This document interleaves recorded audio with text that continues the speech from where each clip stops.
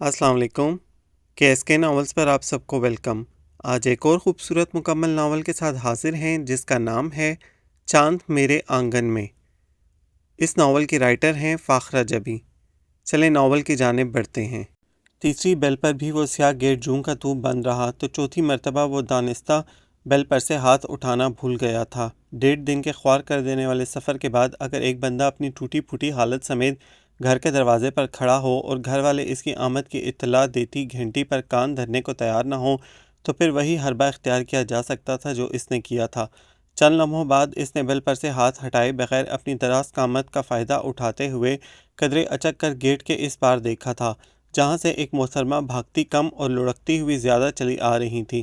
انہیں دیکھ کر بآسانی یہ بات سمجھ میں آ گئی تھی کہ گیٹ اب تک کیوں نہیں کھلا۔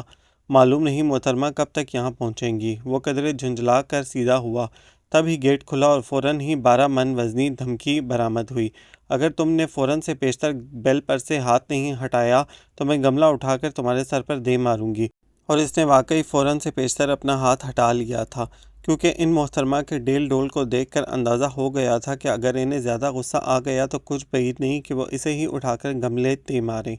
جی، مجھے ظہیر نعمان کہتے ہیں، میری بلا سے تیر کمان کہتے ہوں۔ یہ بتائیے یہاں کس خوشی میں نازل ہوئے ہیں؟ اس کی بھرپور شائستگی کے جواب میں ایسا سنسناتا تیر پھینکا گیا تھا کہ وہ بس آنکھیں چپکتا رہ گیا تھا۔ دیکھیے جی، میں کمال صاحب سے ملنے آیا ہوں، وہ میرے تایا۔ کیا؟ وہ لڑکی ایک دم چیخ پڑی تھی۔ آپ ظہیر نعمان ہیں، وہی والے نا جو ہمارے خاندان کے پہلے اور شاید آخری چارٹرڈ اکاؤنٹنٹ بنے ہیں؟ جی، یہ نادانی مجھ سے ہی سرزد ہوئی ہے۔ اس نے بڑی انکساری سے اپنا جرم تسلیم کر لیا تھا کہ اب کھڑے رہنے کی تاب ختم ہو چلی تھی، مگر آفرین ان محترمہ پر جو اسے اندر بلانے کے بجائے خود اندر کی جانب لڑک گئی تھی۔ سچ شکر کہ گیٹ کھلا تھا سو وہ طویل سانس لے کر سر جھٹکتا ہوا بیگ اٹھا کر گیٹ پار کر گیا تھا۔ جس طویل روش کے ایک سرے پر وہ کھڑا تھا اس کا اختتام برآمدے کی سیڑھیوں پر ہو رہا تھا جن کے دائیں طرف بنے سنگی ستون کو سبز پتوں سے بھری بیل نے ڈھانپ رکھا تھا۔ بائیں ستون کے گرد ترتیب سے رکھے گئے گملوں میں سے 2 گملے وہ محترمہ یقیناً چند لمحے قبل زمین برد کر کے گئی تھیں۔ وہ ابھی اپنی سمت کا تعین نہیں کر پایا تھا جب برآمدے میں کھلنے والے 3 دروازوں میں سے ایک دروازہ کھلا اور قدرے لمبے قد کی لڑکی بھاگتی ہوئی برآمد ہوئی، یا پھر برآمد ہونے کے بعد بھاگنا شروع ہوئی تھی۔ وہ ٹھیک سے اندازہ نہیں کر پایا تھا، تاہم پریشانی کی بات تو یہ تھی کہ اس کا رخ سیدھا اسی کی جانب تھا۔ یا اللہ، وہ ایک دم گڑبڑا گیا تھا۔ ایک لمحے کے لیے تو اس کا یہی دل چاہا تھا کہ وہ بھی پلٹے اور اسی رفتار سے بھاگتا ہوا گیٹ سے باہر نکلے اور سیدھا گھر جا کر دم لے، لیکن چونکہ اسے اندازہ تھا کہ دادی اور امی نے اسے واپس اسی رفتار سے بھگا کر یہاں پہنچا دینا ہے، اس لیے وہ اپنی جگہ چپکا رہا، یہاں تک کہ وہ لڑکی اس سے چند قدم دور آ کر رک گئی تھی۔ دوسرے معنوں میں اسے روکا ہوا سانس بحال کرنے کا موقع دیا تھا۔ آپ ظہیر نعمان ہیں؟ سر تھاپا اس کا جائزہ لینے کے بعد لڑکی نے اس کے چہرے کو بغور دیکھا تھا۔ جب میں اپنے گھر سے چلا تھا تب تو ظہیر نعمان ہی تھا، آپ کے گھر تک پہنچتے پہنچتے نہ جانے کیا ہو جاؤں گا۔ وہ قدرے چڑھ کر بولا تھا۔ اوہو، تو پھر آئیے نا۔ آنے والے نے آگے بڑھ کر اس کے بازو کو اس طرح دبوچا تھا گویا اس کے بھاگ جانے کا خدشہ ہو۔ وہ میرا بیگ، وہ بھی آ جائے گا۔ لڑکی نے اسے گھسیٹا۔ لیکن اس کے پاؤں نہیں ہیں، اس نے اطلاع دینی چاہی، مگر وہ کچھ بھی سننے کو تیار نہیں تھی، سو وہ بھی کسی بے بس بچھڑے کی طرح اس کے پیچھے گھسیٹتا چلا گیا۔ امی دیکھیے تو کون آیا ہے۔ برآمدہ عبور کر کے وسطی دروازے سے ایک کمرے میں داخل ہوتے ہی وہ چلائی تھی۔ حالانکہ جس انداز سے اس نے ظہیر کو پکڑ رکھا تھا، کہنا تو یہ چاہیے تھا کہ دیکھیے میں کیا لائی ہوں۔ کمرے میں ایک سے زیادہ افراد کو دیکھ کر ظہیر نے پہلی مرتبہ مزاحمت کرتے ہوئے اپنا بازو اس شیرنی کے نوکیلے پنجوں سے آزاد کرایا اور فوراً ہی تائی اماں کی طرف متوجہ ہو گیا جو سنگھاڑوں کی پلیٹ سامنے رکھے حیران پریشان سی اسے دیکھ رہی تھیں۔ ان کے ساتھ ایک اور خاتون بیٹھی تھیں جو چہرے مہرے سے تائی اماں کی بہن ہی لگ رہی تھیں۔ وہ اس اچانک آفتاب پر ایسی گھبرائی تھی کہ ہاتھ میں پکڑا سنگھاڑا منہ میں رکھنا بھول گئی تھی۔ منہ البتہ ابھی تک کھلا ہوا تھا۔ امی، یہ ظہیر ہیں، چچا سلیمان کے بیٹے۔ اسی لڑکی نے تعارف کا فریضہ بھی نبھایا۔ ارے لو بھائی، میں تو پہچان ہی نہیں پائی تھی، وہ خوشدلی سے کہتی ہوئی صوفے سے اتر آئیں۔ ساتھ ہی ساتھ اس لڑکی کو آنکھوں سے کچھ اشارہ کیا اور جب اس کے سر پر پیار سے ہاتھ پھیرنے کے بعد وہ پلٹی تو لڑکی سنگھاڑوں کی پلیٹ سمیت غائب ہو چکی تھی۔ چھلکے البتہ سینٹرل ٹیبل پر جوں کے توں پڑے تھے، ظاہر ہے ان کی طرف سے انہیں کوئی خطرہ نہیں ہو سکتا تھا۔ ماشاء اللہ، قد کاٹ تو بہت اچھا نکالا ہے۔ اسے بیٹھنے کا اشارہ کرتے ہوئے تائی اماں نے ستائشی نظروں سے اس کا جائزہ لیا تھا، جبکہ دوسری خاتون بھی آنکھوں ہی آنکھوں میں اس کا پوسٹ مارٹم کر رہی تھیں۔ سنا ہے بڑی اچھی جگہ ملازم ہو گئے ہو، خیر سے کتنی تنخواہ ہوگی؟ وہ بھی ڈھنگ سے بیٹھنے بھی نہ پایا تھا جب تائی اماں نے سوال داغ دیا۔ کچھ زیادہ نہیں تائی اماں، بس یہی 20-22 ہزار۔ ہائیں! تائی اماں کا منہ حیرت سے کھلتا دیکھ کر اسے اپنا منہ بند کرنا پڑا تھا۔ دوسری خاتون بھی چونک گئی تھیں۔ ماشاء اللہ، تائی اماں نے قدرے سنبھلتے ہوئے کہا۔ اے لڑکیوں، کہاں رہ گئیں سب کی سب؟ ارے کوئی چائے پانی تو لے آؤ، بچہ کب سے آیا بیٹھا ہے۔ حسب توقع تائی اماں نے پینترا بدلا تھا اور لڑکیوں کو پکارنے لگی تھیں۔ بینا سے تو تم مل ہی چکے ہو، وہی جس کے ساتھ تم ابھی یہاں آئے ہو۔ بہن بھائیوں میں سب سے بڑی ہے وہ، اس سے چھوٹا توقیر ہے اور سب سے چھوٹی کامنی ہے۔ اس سے ابھی ملواتی ہوں تمہیں۔ خیر سے بڑا ہی یاد کرتی ہیں اپنی چاچی کو۔ انہوں نے جھٹ پٹ تعارف کروایا تو دوسری خاتون پہلو بدل کر رہ گئیں۔ یہ کامنی تو ابھی کل ہی ذکر کر رہی تھی کہ کسی روز چاچی سے ملنے جائیں گے، لیکن تمہارے تایا مصروف ہی اتنے رہتے ہیں کہ بس۔ اے بیٹا، چائے بنا رہی ہو کہ پائے گلا رہی ہو؟ انہوں نے بات ادھوری چھوڑ کر بینا کو پکارا۔ ظہیر نعمان اس دوران پورے کمرے کا جائزہ لے چکا تھا۔ تائی اماں کی بار بار پکار کا یہ اثر ہوا تھا کہ جلد ہی چائے اور دیگر لوازمات سے بھری ٹرالی اس کی نگاہوں کے سامنے تھی۔ یہ کامنی ہے، تائی کے کہنے پر اس نے سر اٹھا کر دیکھا۔ یہ وہی محترمہ تھیں جنہوں نے گیٹ کھولا تھا۔ ارے آپا، تمہاری بھانجیاں بیچاری مہمان سے ملنے کو کھڑی ہیں، ان کا بھی تو تعارف کروا دو۔ دوسری خاتون زیادہ برداشت نہ کر سکیں، کہہ ڈالا۔ تائی اماں نے بظاہر مسکراتے ہوئے اور حقیقتاً مردودنیوں کو ہزار کوسنوں سے نوازتے ہوئے تعارف کروانا شروع کر دیا، جو بینا کے ساتھ اس کمرے میں آ دھمکی تھی۔ بڑی کا نام مہرین تھا۔ چوڑی دار پیجامے اور کرتے میں ملبوس، نفیس چشمہ ستواں ناک پر ٹکائے وہ یوں حیران حیران سی کھڑی تھی گویا ابھی دنیا میں قدم رکھا ہو۔ اس سے چھوٹی کا نام نازنین تھا۔ معلوم ہوا سپورٹس کی شوقین ہے، غالباً اسی لیے اس کے ہاتھ میں اس وقت بھی ریکٹ نظر آ رہا تھا۔ بلیک جینز اور ڈھیلی ڈھالی لانگ ٹی شرٹ پہنے وہ خاصی بے نیاز اور لاپرواہ سی دکھائی دے رہی تھی۔ جب تک تعارف ہوتا رہا تب تک وہ خالی پلیٹ ہاتھ میں لیے اپنے چیختے چلاتے مادے کو صبر کی تلقین سے نوازتا رہا، جو بیچارہ صبح سے خالی تھا۔ خدا خدا کر کے وہ چاروں بلائیں اس کے سر سے ٹلیں، تب کہیں جا کر اسے پیٹ پوجا کا موقع ملا۔ اور سناؤ بیٹا، تمہاری امی اور دادی تو بالکل ٹھیک تھی نا؟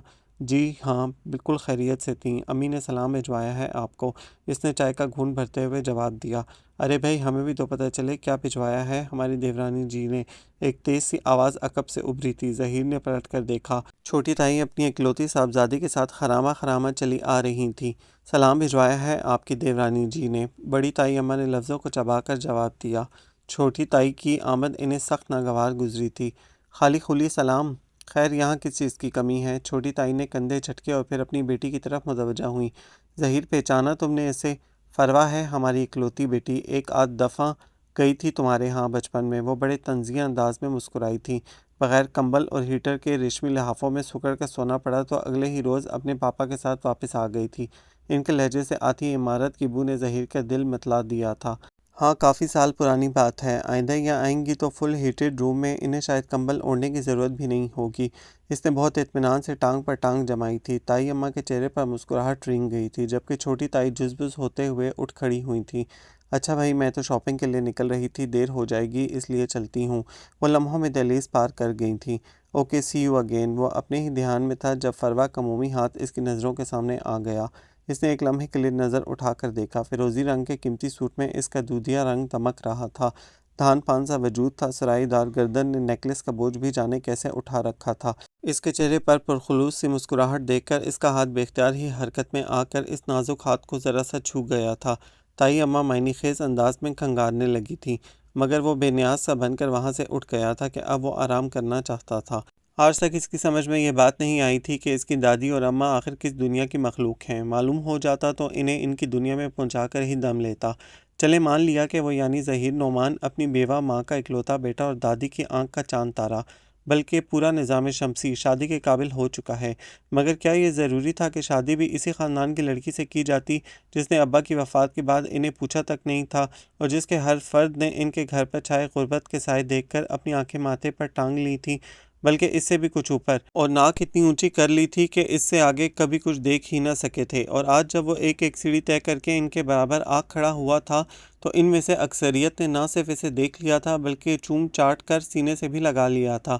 مگر اس کے باوجود ظہیر نعمان کی رائے ان کے بارے میں آج بھی وہی تھی جو کئی برس پہلے، یعنی یہ کہ اس خاندان میں کوئی فرد بھی ایسا نہیں تھا جسے قدرے معقول کہا جا سکے۔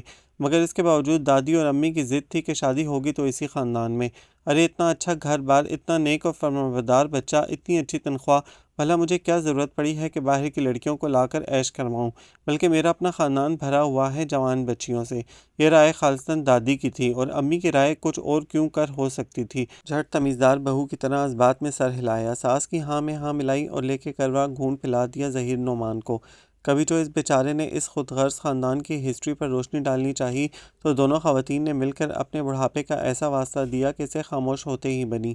خدا جانے باہر کی لڑکیاں کیسی ہوں، ذرا کوئی اونچ نیچ ہو گئی اور تمہیں لے کر اس گھر سے چلتی بنی تو، اور اگر ہمیں ہی چونڈا پکڑ کر گھر سے نکال باہر کیا تو، نہ میاں صاحبزادے، شادی تو تمہیں خاندانی لڑکی سے ہی کرنی پڑے گی، اور آخر کو دیکھی بالی تو ہوں گی نا، پھر اپنا خون اپنا ہی ہوتا ہے۔ دادی طویل دلائل دیتی اور تمیزدار بہو جھٹ سے اور کیا کہہ کر اپنے نمبر بڑھوا لیتی۔ کبھی ناخن بھی گوشت سے جدا ہوتا ہے، ہاں تو اور کیا، اپنا مارے گا بھی تو چھاؤں میں ڈالے گا۔ یعنی مار کھانے کا ارادہ پکا ہے آپ لوگوں کا۔ وہ کلس کر رہ گیا تھا، مگر انہوں نے تو اپنی کشیدہ خوانی میں محاوروں کی ایسی مار ماری کہ وہ اگلے ہی روز بیگ اٹھا کر نکل کھڑا ہوا تھا خاندانی دلہن کی تلاش میں، اور یہاں آ کر وہ سخت مایوس ہوا تھا۔ کوئی لڑکی بھی تو ایسی نہ تھی جسے دیکھ کر اس کے دل کا تار محبت کے انوکھے سر بجانے لگے۔ چلو یہ نہ صحیح، کم از کم وہ عادات و اطوار ہی دکھ جاتے جن کی بنا پر وہ دادی اور امی کو فون کھڑکا دیتا کہ لیجیے آپ کی خاندانی بہو ڈھونڈ لی گئی ہے۔ یہاں تو بڑے تایا کی بینا تھی جو اس عمر میں بھی ادھم مچانے اور کٹکڑے لگانے کو تیار تھی۔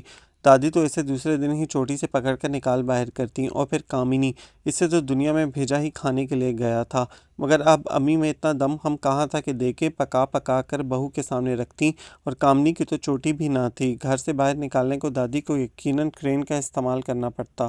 اور بڑے ناز نخرے والی محترمہ فروہ بیگم چھوٹے تایا کی اکلوتی صاحبزادی، وہ تو اس کے میک اپ، جولری اور شاپنگ کا بوجھ اٹھا کر اگلے ہی روز کنگال ہو کر سسرال والوں کے سامنے ناک رگڑ رہا ہوتا۔ تو اب باقی کون رہ گیا تھا؟ صرف ایک چچا، جن کی زوجہ محترمہ ایک زمانے میں پوہڑ اور برسلیکہ کے نام سے جانی جاتی تھی۔ اگر ان کی بیٹی کا انتخاب کرتا تو 4 جوتوں کی مار سہتا، 2 امی کے اور 2 دادی کے، کہ خیر دونوں خواتین سلیقہ مندی اور سکھڑ پن میں اپنی مثال نہیں رکھتی تھیں۔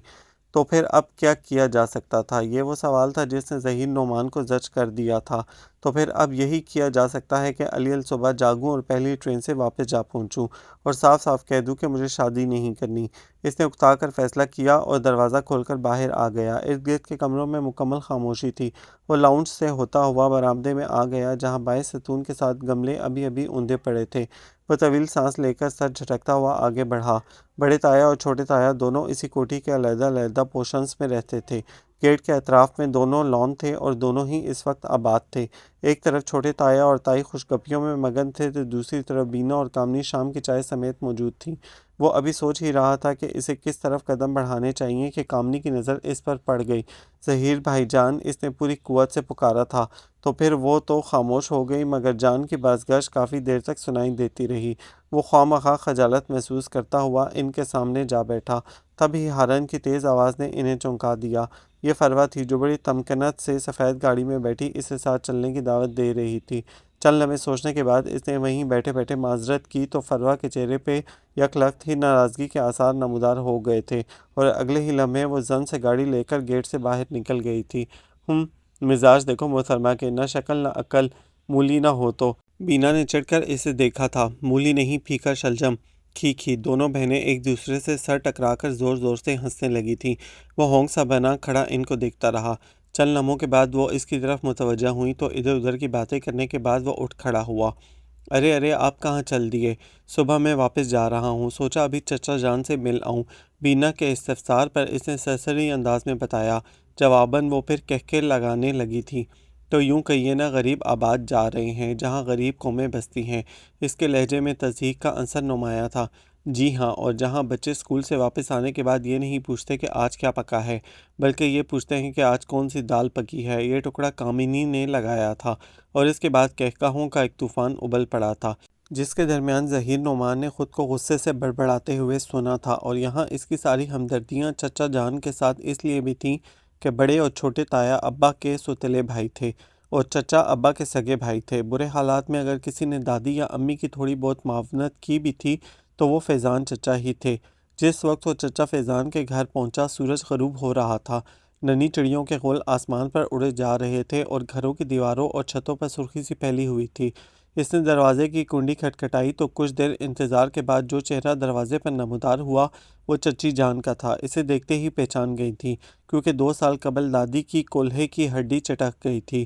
تب وہ گاؤں گئی تھیں اور ظہیر سے بھی ملاقات ہوئی تھی۔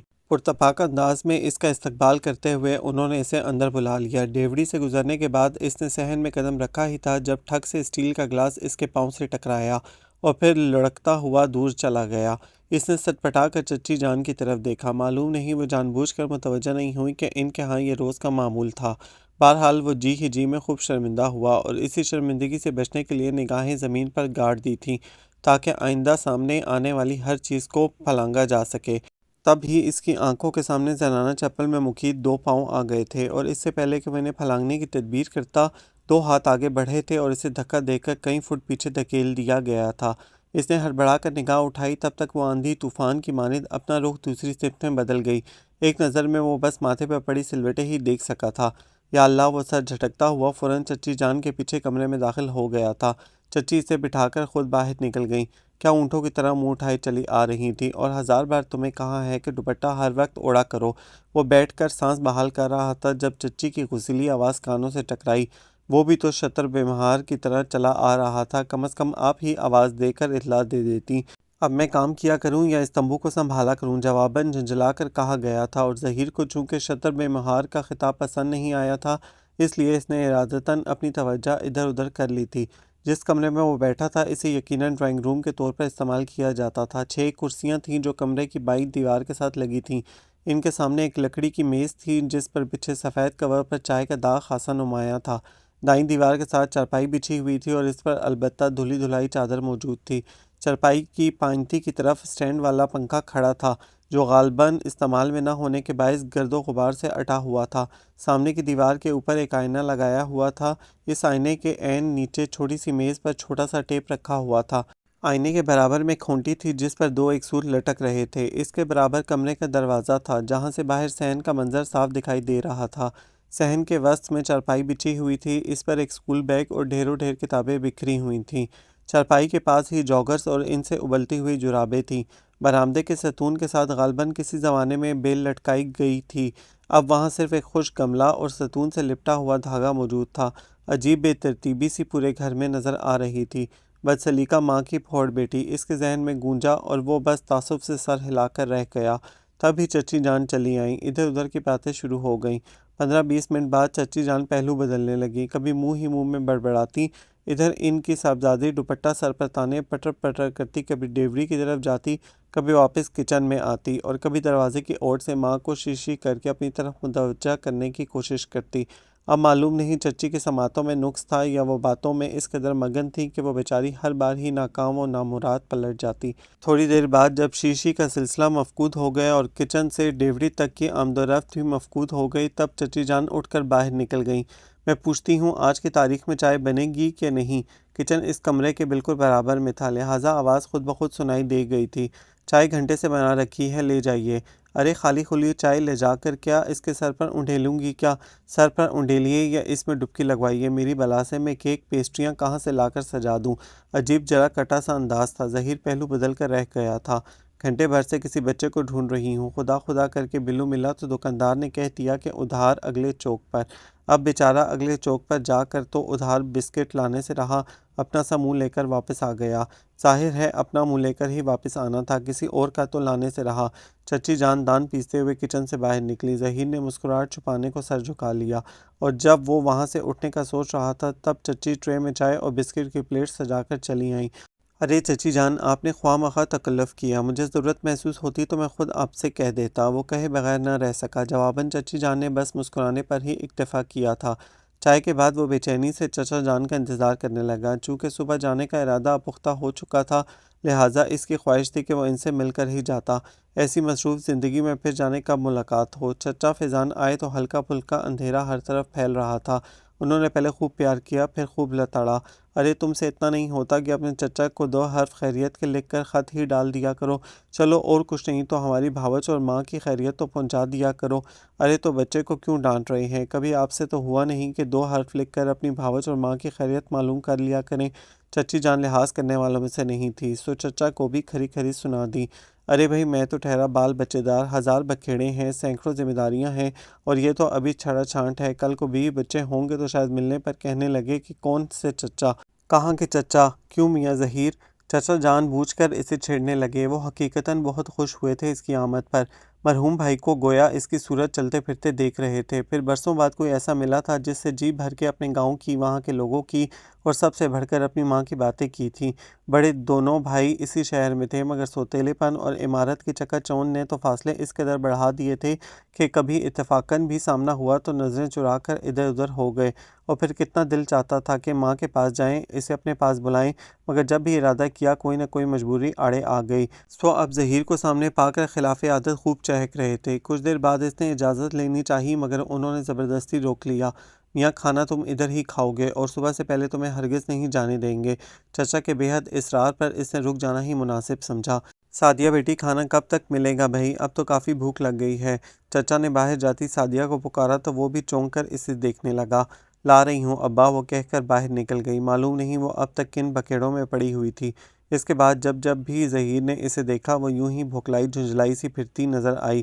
آخر احمد نے کھانا لا کر میز پر چن دیا اور خود بھی ساتھ ہی بیٹھ گیا۔ اس سے چھوٹے تینوں بھائی غالباً کچن میں ہی کھانے بیٹھ گئے تھے۔ چچی جان کسی ہمسائی کی عیادت کو چلی گئی تھیں، سو اس وقت وہ تینوں ہی کمرے میں موجود تھے۔ بیٹا یہ پانی کا جگ دینا ذرا، چچا نے ظہیر سے کہا۔ احمد نے پھرتی دکھاتے ہوئے فوراً جگ کی طرف ہاتھ بڑھایا۔ نہ جانے کیسے اس کی کونی سالن کے ڈونگے سے ٹکرائی اور اگلے ہی لمحے سالن سے بھرا ہوا ڈونگا زمین پر اوندا پڑا تھا، اور کمرے میں موجود تینوں نفوس قدرے صدمے کے عالم میں ایک دوسرے کا منہ دیکھ رہے تھے۔ چوتھا منہ سعدیہ کا تھا، جو گرم گرم روٹیاں پہنچانے آئی تھی، مگر یہاں کی صورتحال دیکھ کر کافی سے زیادہ پھول گیا تھا۔ اب اس پر فاتحہ پڑھنا بند کرو احمد، جا کر مزید سالن لے آؤ۔ چچا کے ٹوکنے پر احمد منہ بناتے ہوئے اٹھ گیا تھا۔ اب میں یہ لے کر جاؤں؟ چند لمحے بعد کچن سے احمد کی حیران اور پریشان آواز سنائی دی تھی۔ نہیں، وہ جو دیگ پکا رکھی ہے بھنے مرغ کی، وہ لے جاؤ، خاصے اطمینان سے جواب دیا گیا تھا۔ تھوڑی دیر بعد احمد سالن کا ڈونگا لایا اور ادھر ادھر دیکھے بغیر اسے میز پر رکھ کر فوراً ہی پلٹ گیا۔ ڈونگا اب بھی بھرا ہوا تھا، مگر بھنے ہوئے مرغ سے نہیں بلکہ شوربے سے۔ ہو سکتا ہے چند ایک بوٹیاں بھی نچلی سطح پر موجود ہوں، جنہیں کھرچنے کی زحمت کیے بغیر اس نے اپنی رکابی میں شوربہ ڈالا تھا اور کھانے لگا تھا۔ چچا نے البتہ ایک حسرت بھری نگاہ اس ڈونگے پر ڈالی تھی جو ابھی تک اوندا پڑا تھا اور جس کے نیچے بھنا ہوا مرغ بھی تھا۔ پھر ایک آہ بھرتے ہوئے انہوں نے ڈونگا اپنی طرف کھسکایا اور بسم اللہ پڑھتے ہوئے شوربے میں چمچہ گھمانے لگے تھے۔ صبح اس کی آنکھ کھلی تو گھر میں ایک ہنگامہ بپا تھا۔ احمد کالج جاتا تھا، باقی تینوں بھائی اسکول جاتے تھے، سو اس وقت افراتفری اپنے عروج پر تھی۔ چچی کی پاٹدار آواز پورے گھر میں گونج رہی تھی۔ ارے سعدیہ، تمہارے ابا کی واسکٹ کدھر ہے؟ اور احمد کی جرابیں بھی تو نہیں مل رہی، گھنٹہ بھر سے بچہ ڈھونڈتا پھر رہا ہے۔ اے لو، یہ ظفر سائیکل اٹھا کر کہاں چل دیا؟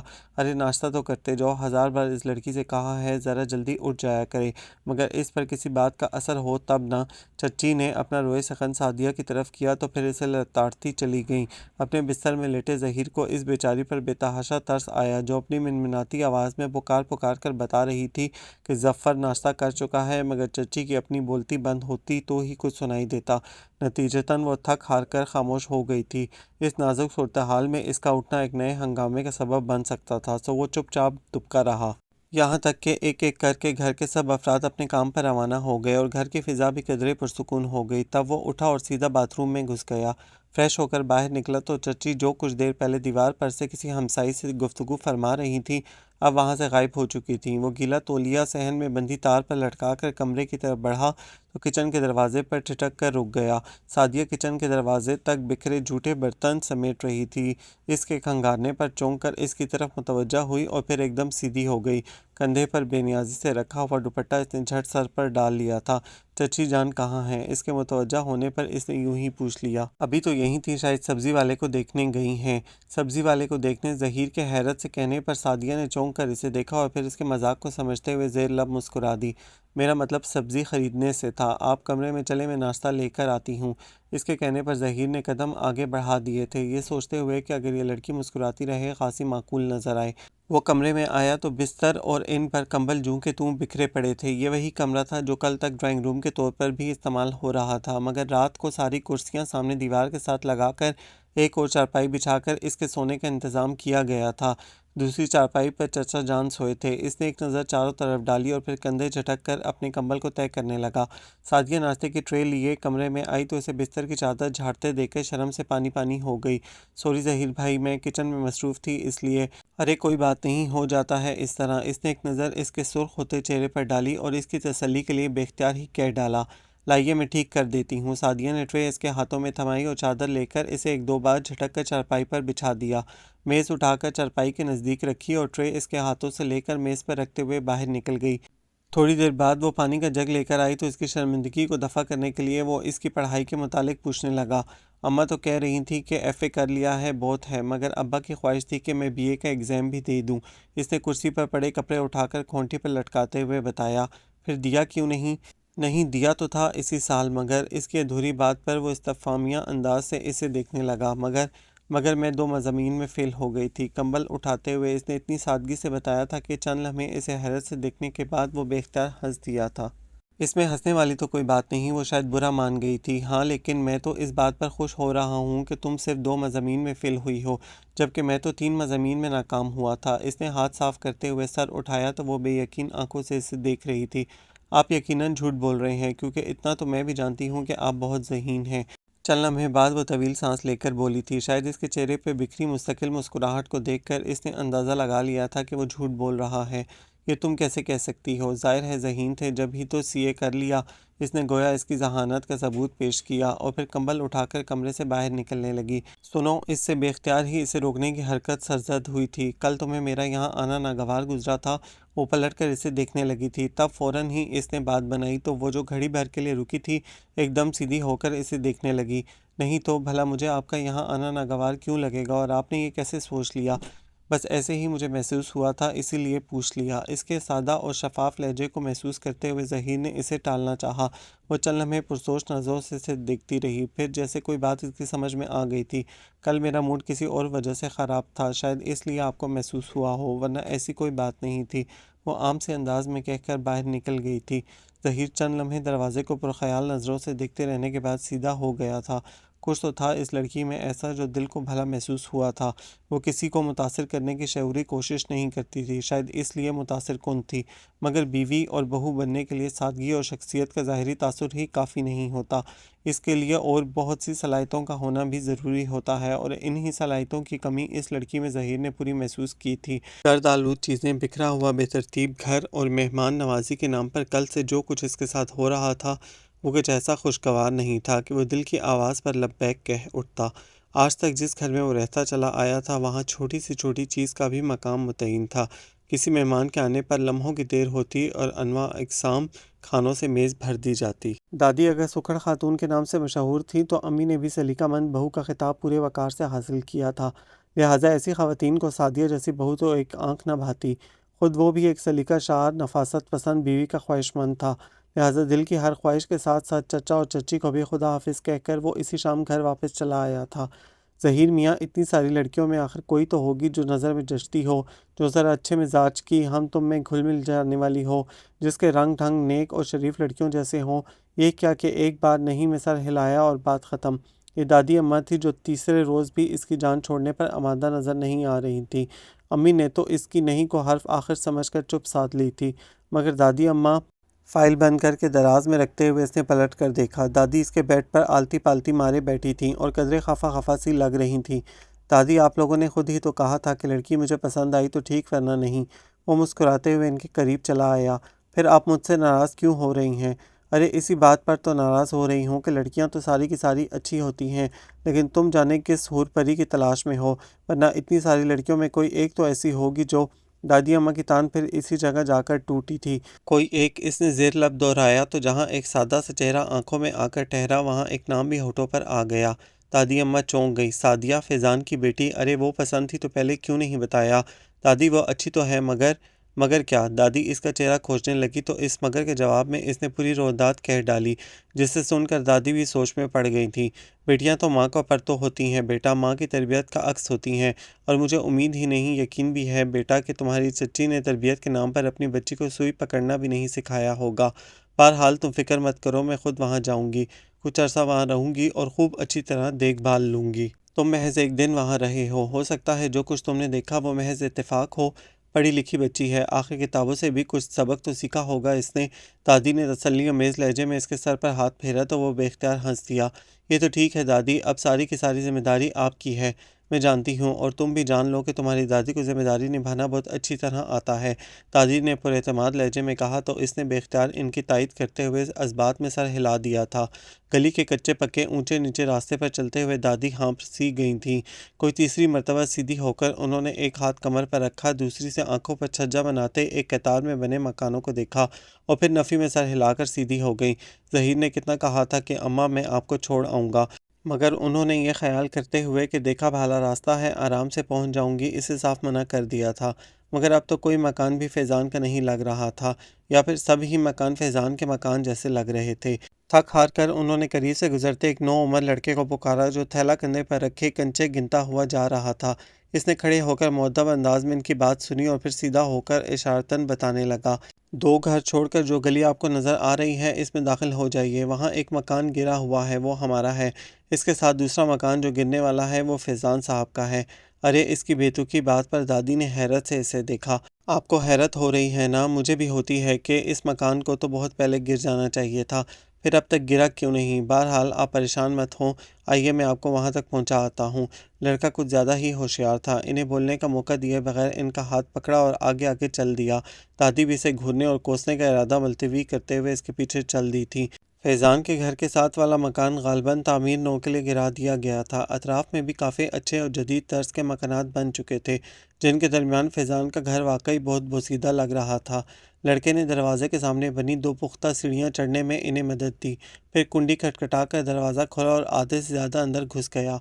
सादिया बाजी आपके मेहमान आए हैं, इसने पुकार कर कहा, फिर दादी को अंदर धकेला और ख़ुद वहीं से पलट गया। दादी ने नीम तारीख डेवड़ी में उड़ती हुई गर्द के दरमियान खड़े इस साय को देखा जो एक हाथ में झाड़ू लिए हैरान हैरान सा खड़ा था।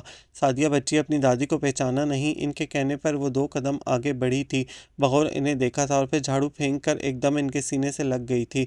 मोहब्बत और अपनाइत का बहुत बेसाख्ता इजहार था। दादी मसरूर सी हो गई। आइए ना दादी अम्मा, इसने सफरी बैग इनके हाथ से ले लिया।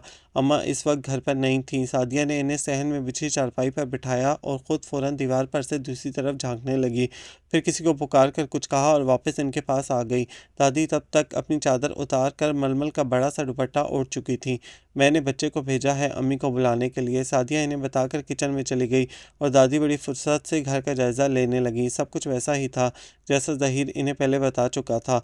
तभी सादिया की अम्मा चली आईं। उन्होंने आते ही शोर मचा दिया। अरे सादिया, अम्मा को कब से यूं ही बिठा रखा है, कमरे में बिठाओ ना, ज़रा चारपाई पर लेट के कमर ही सीधी कर लें। इतना लंबा सफ़र करना और वो भी इस उम्र में कोई ऐसी आसान बात तो नहीं। कोई बात नहीं बहू, मैं यहीं ठीक हूँ। अच्छा चलो तकिया हिला दो, ज़रा आराम से बैठ तो जाएं। दादी के कहने पर उन्होंने दोबारा किचन की तरफ मुँह करके आवाज़ लगाई। तभी सादिया निकली और सहन के आखिर में बने स्टोर नुमा कमरे में घुस गई। कुछ देर बाद वहाँ से निकली और दोबारा किचन में। दादी ने एक नज़र इसे देखा और फिर बहू की तरफ मुतवज्जा हो गईं, जो ज़ोरों शोर से इन्हें अपने जेठ और जेठानियों की बेतनाई की दास्तान सुना रही थी। ज़रा देर बाद इन्हें दोबारा याद आई तो फिर तकिए की आवाज़ लगा दी। सादिया एक मरतबा फिर स्टोर में घुस गई और जब निकली तो खाली हाथ ही थी। किचन की तरफ जाते हुए इसने आंखों ही आंखों में अपनी अम्मा को कुछ इशारे किए। दादी जानबूझकर अनजान बन गई। अरे गिलाफ नहीं चढ़ाया तो ऐसे ही ला दो, ये कोई गैर थोड़ी है, तुम्हारी अपनी दादी हैं। बहू ने खुद ही इसके इशारों को ज़ुबान दे दी थी। रहने दो ज़ुबैदा खातून, कमरे में चलते हैं, वहीं घड़ी भर को लेट जाती हूँ। दादी ने इन्हें ज़्यादा मुश्किल में डालना मुनासिब नहीं समझा, इसलिए फ़ौरन उठकर कमरे में आ गई। सादिया ने गोया सकून का सांस लिया था। इन्हें बातें करते हुए काफ़ी देर हो गई थी। जब सादिया चाय लेकर आई, चाय का इकलौता कप और एक प्लेट में गिने चुने बिस्किट इनके सामने रख दिए गए थे। वो चंद लम्हे को देख कर रह गईं। बहू भी पास बैठी थी। अकेले खाते पीते कुछ अच्छा नहीं लग रहा था। सुबह इख्तियार ही सादिया को एक कप मज़ीद लाने को कह दिया। जवाबन इसने कदरे भौंकला कर माँ की तरफ देखा। वो भी आखिर सादिया की माँ थी, फ़ौरन समझ गई। नहीं नहीं अम्मा, मैं तो अभी कुछ देर पहले ही नाश्ते से फारिग हुई हूँ। चाय रहने दो। सादिया तुम जाकर दोपहर के खाने का बंदोबस्त करो। उन्होंने टाल दिया। दादी भी जान गई कि चाय का सिर्फ एक ही कप बनाया गया है, सो चुपचाप कप उठाकर लबों से लगा लिया। इसके बाद सादिया जितनी दफ़ा इनके सामने आई वो नज़र गायर इसका जायज़ा लेती रहीं। इसने हल्के सब्ज़ रंग का सूट पहन रखा था, छोटे छोटे जर्द फूलों वाला ब्लू दुपट्टा था, جو غالباً کسی دوسرے سوٹ کا تھا۔ قد و قامت بہت اچھا تھا، جسم نہ تو فربئی مال تھا نہ ہی بہت دبلا پتلا، کھلتی ہوئی گندمی رنگت تھی، نین نقش البتہ بہت خوبصورت تھے۔ اس کے ملگرے سے حلیے کے باوجود انہوں نے جانچ لیا کہ بن سنور کر پہن اوڑھ کر ظہیر کے برابر کھڑی ہو گئی تو یقیناً چاند سورج کی جوڑی کہلائے گی۔ سوچ ہی سوچ میں ان دونوں کو برابر کھڑے دیکھا تو بے اختیار ہی ایک نرم سی مسکراہٹ ان کے لبوں کو چھو گئی۔ کیا دیکھ رہی ہیں اماں؟ بہو کی نگاہ تیز تھی، ساس کو بیٹی کا جائزہ لیتے دیکھا تو فوراً پوچھ لیا۔ وہ ذرا سا چونک گئیں۔ ہاں دیکھ رہی ہوں کہ نین نقش تو بالکل تمہارے، مگر رنگت اپنے باپ کی لی ہے سعدیہ نے۔ دادی نے زبیدہ کی سرخ و سفید رنگت کو دیکھا جو آج بھی مانت پڑنے کے باوجود بہت سو کو مات دیتی تھی۔ رنگ تو اس کا بھی بہت اچھا تھا اماں، بس گھر کے کام کاج میں لگ کر ایسی ہو گئی ہے۔ ویسے اپنے ظہیر نے بھی قد کاٹ خوب نکالا ہے ماشاءاللہ، بچپن میں تو ایسا دبلا پتلا سا ہوا کرتا تھا۔ زبیدہ خاتون نے چابک دستی سے بات ظہیر کی طرف موڑی اور پھر قدر اشتیاق سے پوچھنے لگی۔ ظہیر کی شادی وادی کا کیا پروگرام بنایا ہے ثریا آپا نے؟ خیر سے اب تو نوکری بھی کر رہا ہے، کوئی لڑکی ہے نظر میں؟ ان کے لہجے میں ویسی ہی امید تھی جیسے کسی جوان بیٹی کی ماں کے لہجے میں ہو سکتی ہے، مگر قبل از وقت انہوں نے کچھ بھی کہنا مناسب نہیں سمجھا، اس لیے بے نیازی سے ٹال دیا۔ اللہ جانے کیا پروگرام ہے دونوں ماں بیٹے کا، میں نے تو ثریا پر چھوڑ دیا ہے۔ پھر بھی اماں، آخر آپ نے اور ثریا نے مل کر ہی اس کی پرورش کی ہے، آپ کی رائے بھی تو لی جائے گی نا، انہوں نے کریدنا چاہا۔ ہاں بھائی، اس میں تو کوئی شک نہیں، مگر میں نے ثریا سے کہہ رکھا ہے کہ جو تمہاری اور تمہارے بیٹے کی پسند وہی میری پسند۔ اب دیکھو نا، زندگی تو ظہیر نے گزارنی ہے، اس لیے لڑکی بھی اسی کی پسند سے لائی جائے تو میرے خیال میں کوئی مذائقہ نہیں۔ خیر تم یہ بتاؤ۔ دادی نے زبیدہ کا بجھتا چہرہ دیکھا تو فوراً بات بدل دی، اور پھر دونوں اسی وقت خاموش ہوئیں جب سعدیہ نے دوپہر کے کھانے کی اطلاع دی۔ فجر کے وقت دادی وضو کرنے کے لیے کمرے سے باہر نکلی تو سرد ہوا نے ان کے جسم میں کپ کپی سی دوڑا دی تھی۔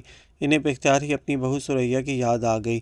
اکتوبر کے آخر میں ہی جب سردی کا آغاز ہوا تھا تو وہ ان کے اٹھنے سے پہلے ہی وضو کے لیے گرم پانی رکھ دیا کرتی تھیں، جبکہ یہاں ابھی تک سب ہی سو رہے تھے۔ انہوں نے گرم اونی چادر کو خوب پھیلا لیا، اور جب وہ ٹھنڈے پانی سے وضو کر کے کمرے میں واپس آئیں تو خوب کپ کپا رہی تھیں۔ سو نماز پڑھتے ہی دوبارہ اپنے بستر میں گھس گئیں اور ایک ایک کر کے تسبیح کے دانے گرانے لگیں۔ سعدیہ بھائی، میری بنیان کہاں ہے؟ فیضان کی زوردار آواز پر وہ ہڑبڑا کر اٹھ گئیں۔ چارپائی پر کمبل میں سمٹے ہوئے دیوار سے ٹیک لگائے نہ جانے کب انہیں اونگ آ گئی تھی۔ تسبیح جوں کی توں انگلیوں میں دبی ہوئی تھی۔ وہ پوری طرح بیدار ہوتے ہوئے سیدھی ہو بیٹھیں۔ فیضان غالباً کام پر جانے کے لیے تیار ہو رہے تھے، انہیں دیکھ کر خوش دلی سے مسکرائے۔ اماں اٹھ گئیں آپ؟ سعدیہ بھائی جلدی سے اماں کے لیے ناشتہ لے آؤ۔ وہ پہلے اماں سے مخاطب ہوئے، پھر سعدیہ سے جو بہت عجلت میں کمرے میں داخل ہو کر کھونٹی پر سے ابا کی بنیان تلاش کرنے لگی تھی۔ ارے کر لیں گے ناشتہ، جلدی کاہے کو ہے؟ کون سا اسکول کالج جانا ہے؟ بچوں کو اطمینان سے ناشتہ کرنے دو، پھر ہم بھی کر لیں گے، انہوں نے رسان سے کہا۔ سعدیہ باجی پراٹھا جل گیا، باورچی خانے سے کوئی چیخا تھا۔ سعدیہ الٹے پاؤں باہر کو بھاگی۔ فیضان چند لمحے ادھر ادھر دیکھتے رہے، پھر تنگ آ کر دوبارہ اسے پکارنے لگے۔ سعدیہ مجھے دیر ہو رہی ہے بھائی، پہلے بنیان۔ اب کہ سعدیہ غالباً چولہا بند کر کے آئی تھی، سخت جھنجھلائی ہوئی جلی بھنی آتے ہی ایک الماری کے دونوں پٹ کھول کر اندر گھس گئی۔ کافی دیر تک بنیان برآمد نہ ہوئی تو ابا کی بڑبڑاہٹیں شروع ہو گئیں۔ ادھر باورچی خانے میں چھوٹے بھائی ناشتے کے لیے آوازیں لگا رہے تھے۔ 5-10 منٹ کی مشقت کے بعد اس نے ڈھیروں ڈھیر کپڑے نکال کر چارپائی پر پھینکے اور الماری کے نہ جانے کس کونے سے مڑی توڑی بنیان نکال کر ابا کے ہاتھ میں تھمائی، اور پھر باورچی خانے کی طرف لپکی۔ دادی نے دیکھا وہ اس قدر بھوکلائی ہوئی تھی کہ بس رونے کی کسر باقی تھی۔ چھوٹی بہو تم اٹھ کر بچوں کے لیے ناشتہ ہی بنا دو، وہ اکیلی بچی آخر کیا کیا کام کرے؟ وہ بہو سے کہے بغیر نہ رہ سکیں، جو کتنی ہی دیر سے ہل ہل کر قرآن پاک پڑھ رہی تھیں اور اب قرآن پاک رکھنے کے بعد آرام سے بستر میں آ بیٹھی تھیں۔ ارے اماں کرنے دیں اسے، ہر روز یہی کرتی ہے سب کچھ۔ آج آدھا کام میرے سر پر ڈال دے گی تو کیا کل کو سسرال میں بھی مجھے ساتھ لے کر جائے گی؟ کام کاج کرے گی تو ہی گھر سنبھالنے کے قابل ہوگی نا۔ اب ہم ملوں فیکٹریوں کے مالک تو ہیں نہیں کہ 2-4 نوکر جہیز میں اس کے ساتھ کر دیں۔ وہ اپنا ہی رونا لیے بیٹھ گئی۔ دادی ایک طویل سانس لے کر رہ گئی تھی۔ چھوٹی بہو اس طرح تو یہ 20 سال بھی لگی رہے تو گھر سنبھالنے کے قابل نہیں ہو سکے گی۔ ارے یہ تو گر ہوتے ہیں، گر، جنہیں سکھانے پڑھانے والی ذات صرف ماں ہی کی ہوتی ہے۔ ماں نہیں بتائے گی تو بیٹی کو کیوں کر معلوم ہوگا کہ پراٹھے میں 7 بل کیسے ڈالے جاتے ہیں، زردے کے چاولوں کو ٹوٹنے سے کیسے بچایا جاتا ہے، پرانی چیزوں کو نیا کیسے بناتے ہیں، قلیل آمدنی کے باوجود خوشحالی کا تاثر کیسے دیا جاتا ہے، اور گھر بھر کے افراد کی ضروریات کو کیسے اور کس طرح پورا کیا جاتا ہے۔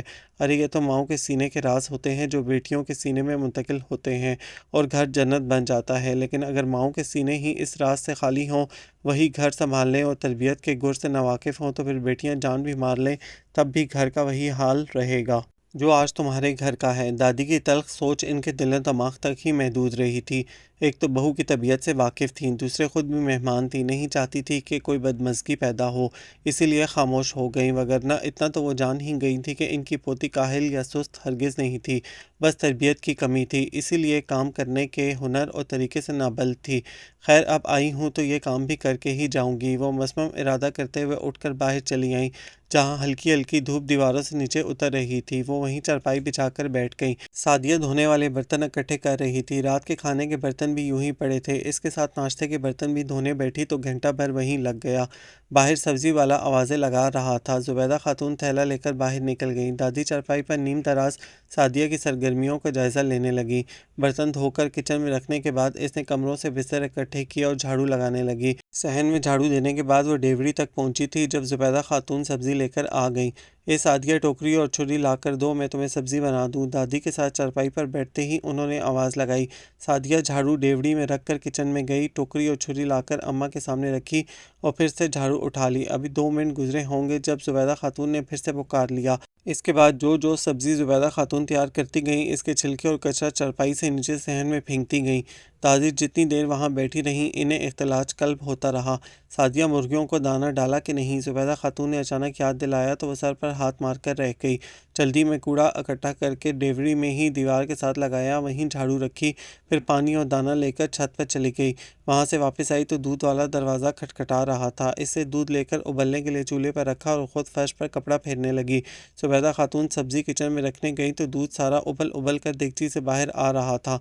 उन्होंने चूल्हा बंद किया और ख़ुद शुरू हो गई। सादिया रूहानसी होकर चुपचाप सुनती रही। एक आध बार चुपके से इसे आंसू साफ करते देखा तो दादी को इस पर बेतहाशा तरस आया, मगर चूंकि अभी बोलने का मौका नहीं था इसलिए खामोश रही। दूध का काम निपटा कर वो कपड़े धोने बैठ गई थी। वॉशिंग मशीन की सहूलत नहीं थी, सो ये काम भी हाथ से ही करना था। अभी 2-4 कपड़े ही धो पाई थी जब जुबैदा खातून ने दुहाई मचा दी। 12 बजने को आए हैं, बच्चे स्कूल से वापस आने वाले हैं, इन बेचारों को कुछ खाने को भी मिलेगा कि नहीं? 12 बजने का सुनते ही सादिया बाकी के सब कपड़े वैसे ही छोड़कर उठ खड़ी हुई। खाना अब वक्त पर बना लिया करो, अम्मा से भी इस उम्र में भूख कहाँ बर्दाश्त होती होगी। सुबह का नाश्ता किया हुआ है उन्होंने, अब तक तो दोपहर का खाना बन जाना चाहिए था।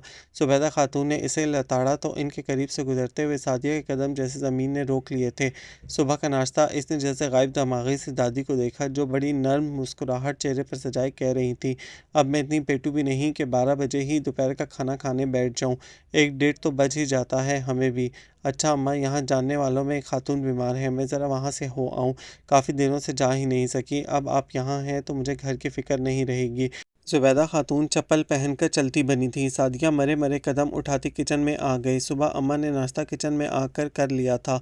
खुद वो भी काम में इस कदर उलझी हुई थी कि जल्दी में बस दही की प्याली और 2-4 लुकमे पराठे के लिए थे। दादी से नाश्ते का पूछा था तो इस वक्त उन्होंने इनकार कर दिया था कि बच्चे स्कूल चले जाएं, फिर इत्मीनान से नाश्ता कर लेंगे।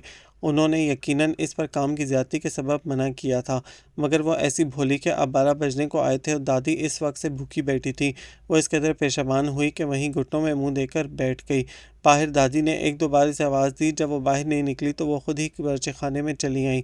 इसके करीब आकर इसे हिलाया जुलाया तो मालूम हुआ कि ज़ारो कतार रोने में मसरूफ़ है। अरे रे, क्या हो गया तुम्हें? इनका इतना कहना भी गज़ब हो गया था कि अगले ही लम्हे वो इनके गले में बाहें डाले फूट फूट कर रो रही थी। दादी अम्मा, कसम से मुझे बिल्कुल भी ख्याल नहीं आया आप सुबह से भूखी बैठी हैं, और तो इसमें रोने वाली कौन सी बात है भाई? अगर मैंने नाश्ता नहीं किया तो इसमें तुम्हारा क्या कसूर? उन्होंने बड़े प्यार से इसे खुद से अलहदा करते हुए इसके आंसू साफ किए। कसूर तो है दादी अम्मा, अगर एक मरतबा आपने मना कर दिया था तो मेरा फ़र्ज़ बनता था कि मैं दोबारा आपसे नाश्ते का पूछती। वो पूरी तरह एहसास जुर्म का शिकार हो रही थी। बेवकूफ़ लड़की, तुम्हारा क्या ख्याल है? मैं इस इंतज़ार में बैठी थी कि कोई मुझसे नाश्ते का पूछे तो तब ही कुछ खाऊंगी। भाई ये मेरे बेटे का घर है, मेरा अपना घर, और तू तो मेरी बहुत अच्छी बच्ची है। जब ज़रूरत महसूस होगी, जब दिल चाहेगा तो तुमसे ही कह दूंगी। हम दादी पोती में कोई तकल्लुफ़ थोड़ी है। तो फिर आपने सुबह से नाश्ते के लिए कहा क्यों नहीं? सादिया को इनकी बात पर बिल्कुल यकीन नहीं आया था। अरे भाई, जब मैं कोई लंबा सफ़र कर लेती हूँ तो कई रोज़ तक ठीक तरह से भूख नहीं लगती। आज भी नाश्ते को दिल नहीं चाह रहा था। उन्होंने बड़े आराम से कहा। फिर भी दादी अम्मा, और कुछ नहीं तो कम से कम चाय ही ले लेती। वो दुपट्टे के पल्लू से चेहरा साफ करते हुए उठी, फिर दूध का गिलास भरकर दादी के सामने रखा और ख़ुद अलमारी में घुस गई। कुछ देर बाद वापस पलटी तो हाथ में बिस्किटों का डब्बा था जो गलबन कल के बचा रखे थे। जब तक मैं खाना तैयार करती हूँ आप ये खाइए। دادی دودھ نہیں پیتی تھی مگر اس کا دل رکھنے کو 1-2 بسکٹ اور دودھ کا گلاس پی لیا۔ اب آپ لیٹ جائیں دادی، صبح سے یوں ہی بیٹھی ہیں۔ سعدیہ نے اصرار کرتے ہوئے انہیں وہاں سے اٹھا دیا۔ وہ کمرے میں جا کر لیٹی تو غنودگی سی چھانے لگی۔ کچھ دیر بعد وہ پوری طرح غافل ہو چکی تھی۔ 2-2.5 گھنٹے کے بعد ان کی آنکھ اس وقت کھلی تھی جب کوئی ہولے ہولے ان کے پاؤں گدگدا رہا تھا۔ کون ہے بھئی؟ نیم تاریک کمرے میں انہیں بس ایک ہیولا سا نظر آیا تھا۔ دادی اماں اٹھ کر کھانا کھا لیجئے۔ فاروق کی معصوم سی آواز ان کے کانوں سے ٹکرائی تو وہ اٹھ کر بیٹھ گئیں۔ آ گیا میرا بچہ اسکول سے؟ انہوں نے بڑے پیار سے اس کے چہرے پر ہاتھ پھیرا۔ دوسرے بچے ابھی ان سے جھجکتے تھے مگر فاروق نے اپنائیت اور انسیت کے غیر معمولی مظاہرے کے باعث جلد ہی دادی سے بے تکلفی اختیار کر لی تھی۔ اب بھی کمرے سے باہر نکلتے ہوئے فوراً ان کا ہاتھ تھام لیا تھا۔ صحن کی رونق اور چہل پہل بتا رہی تھی کہ سب بچے اسکول سے واپس آ چکے ہیں۔ فاروق سے چھوٹا حسن چارپائی پر کتابیں بکھرائے ہوم ورک کر رہا تھا۔ سعدیہ دوپہر کا کھانا بنانے کے بعد دوبارہ کپڑے دھونے میں مصروف ہو چکی تھی۔ انہیں دیکھ کر فوراً کھانا دینے کو اٹھی مگر انہوں نے منع کر دیا۔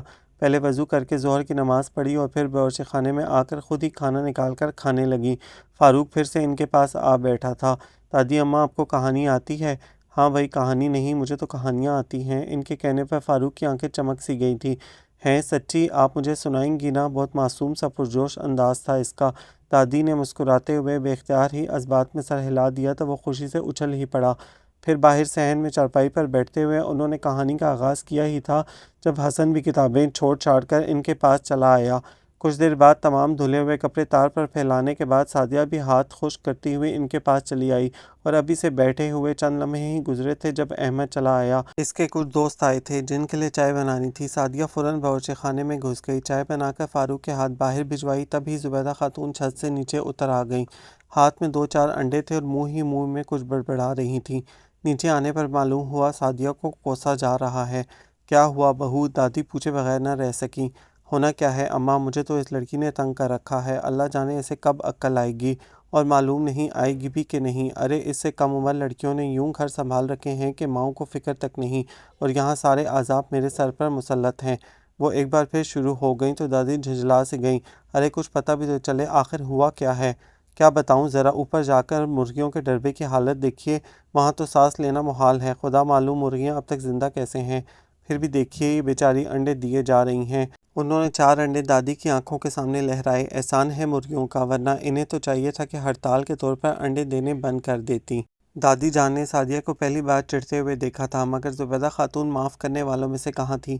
اسے یوں گھورا کہ وہ بس جھاڑو اٹھائے دھڑ دھڑ سیڑھیاں چڑھتی چلی گئی۔ بس ایک زبان ہی تو ہے جو کینچی کی طرح کتر کتر چلتی ہے، جتنی چاہے بکواس کروا لو، نہ بڑوں کا لحاظ نہ چھوٹوں کی پرواہ۔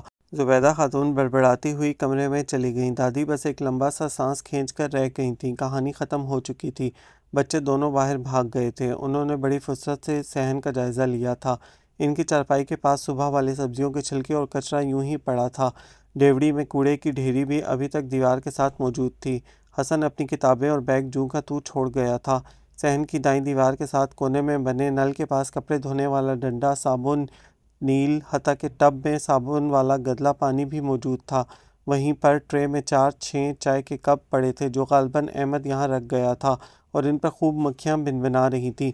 دادی کو زیادہ ہی کوفت محسوس ہوئی تو وہ چپل پہن کر نل کی طرف آ گئیں۔ اپنی عمر رسیدگی کے باوجود انہوں نے کام کاج سے مکمل طور پر ہاتھ نہیں اٹھایا تھا۔ گھر میں بھی سریا کے روکنے کے باوجود وہ اکثر کسی نہ کسی کام میں مشغول رہتی تھیں۔ اس وقت بھی اٹھ کر انہوں نے ٹب سے گدلا پانی گرا کر ٹب کو ایک طرف اوندا کر کے رکھ دیا، صابن، نیل اور دوسری چیزیں ایک کونے میں ترتیب سے رکھ دیں اور کپ دھو کر کچن میں لے آئیں۔ کچن کی حالت بھی قابل رحم لگ رہی تھی۔ برتنوں کے لیے بنائی گئی الماریاں خالی پڑی تھیں اور برتن سارے جھوٹے ایک کونے میں ڈھیر تھے۔ ہنڈیا اور ڈوئی پر مکھیاں بنبنا رہی تھیں۔ دودھ والی دیگچی کا بھی تقریباً یہی حال تھا۔ چولہے پر کہیں خشک آٹا گرا ہوا تھا تو کہیں گھی کے داغ دھبے موجود تھے۔ ایک جگہ ذرا سا پانی گرا ہوا تھا جس پر چلنے پھرنے کے باعث کیچڑ سا بن گیا تھا۔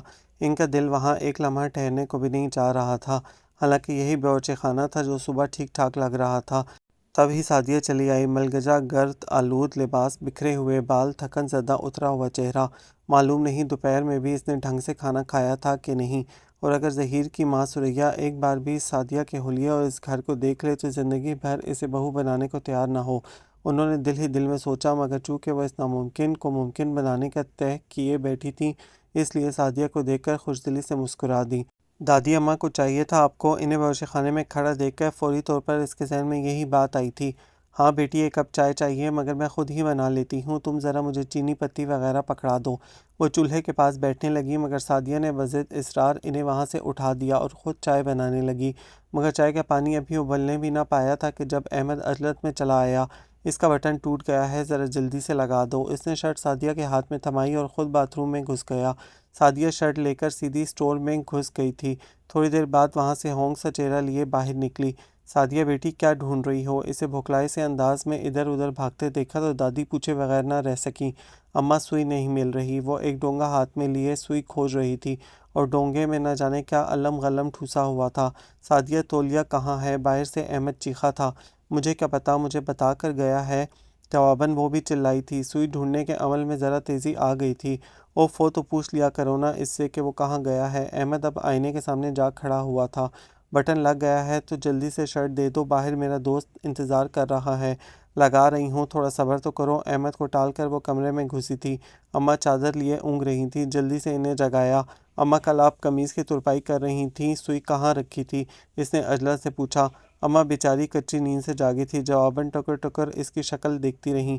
ओफ़ो अम्मा, जल्दी बताए ना। इसने एक बार फिर इन्हें झंझोड़ा। अरे भाई, खूंटी पर पड़ी है कमीज़। इनके कहने पर वो तीर की तरह खूंटी की तरफ लपकी और फिर इनकी बात समझकर अपना सर पीटती हुई वापस पलटी। अम्मा, मैं सुई का पूछ रही हूँ। मगर अम्मा दोबारा चादर के पीछे गुम हो चुकी थी। सादिया, क्या कर रही हो तुम? अब तक एक बटन नहीं लगा तुमसे? अहमद इसके सर पर खड़ा पूछ रहा था। इसे और कुछ नहीं सूझा तो इधर उधर हाथ मारने लगी। सुई नहीं मिल रही अहमद, मैं ढूंढ रही हूँ ना, तुम थोड़ा सा इंतज़ार कर लो। इसने बड़ी बेचारगी से कहा तो अहमद बस इसे देख कर रह गया था। अगर वो इससे 1 साल बड़ी न होती तो अब तक वो बुरी तरह बरस चुका होता। इस घर में बंदा गुम जाए तो वो नहीं मिल सकता, सुई क्या खाक मिलेगी? वो दांत पीस कर कहता हुआ अलमारी की तरफ बढ़ गया। अलमारी खोल कर अर्क रेज़ी के बाद जो शर्ट इसे मिली वो इस कदर मुड़ी तुड़ी हालत में थी कि पहनने के काबिल नहीं लग रही थी। वो बड़बड़ाता हुआ खूंटी की तरफ गया। वहाँ एक शर्ट मैली हालत में पड़ी थी, बाकी 2 बाहर तार पर भीगी लटक रही थीं। और जब तक सादिया ने सुई धागा ढूंढकर इसकी शर्ट पर बटन टांका था, वो अपने मौजूदा हुलिये समेत अपने दोस्त के साथ जा चुका था। अम्मा ठीक कहती हैं, मुझे कभी अक्ल नहीं आएगी, मुझे अक्ल आ ही नहीं सकती। आंसू खुद ब खुद इसकी आंखों में भागे चले आ रहे थे। अहमद अपनी मैली सी मसली हुई शर्ट में अपने दोस्तों के सामने किस कदर शर्मिंदा हो रहा होगा, ये सोच सोच कर ही इसे रोना आ रहा था।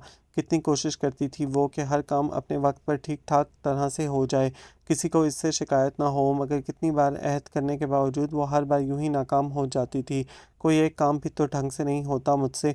मैं वाकई बहुत भोड़ और बदसलीका हूँ। वो नाज़िया और महविश भी तो हैं, इन्हें मैंने कभी परेशान होते नहीं देखा। वो टीवी वीसीआर भी देखती हैं, ख़ुद को भी मेंटेन रखती हैं, घर भी हर वक्त चमकता रहता है, और मैं कितनी कोशिश करती हूँ मगर घर को साफ़ सुथरा नहीं कर सकती।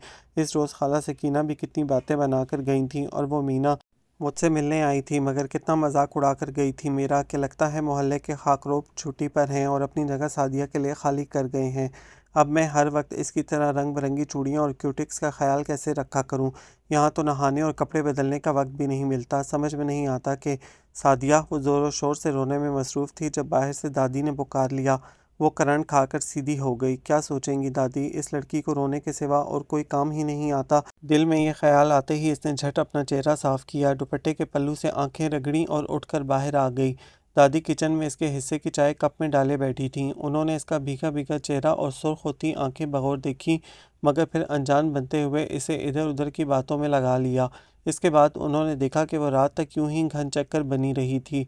कभी हसन को हिसाब के सवाल समझा रही थी, कभी फारूक की कापियों पर अखबार चढ़ा रही थी।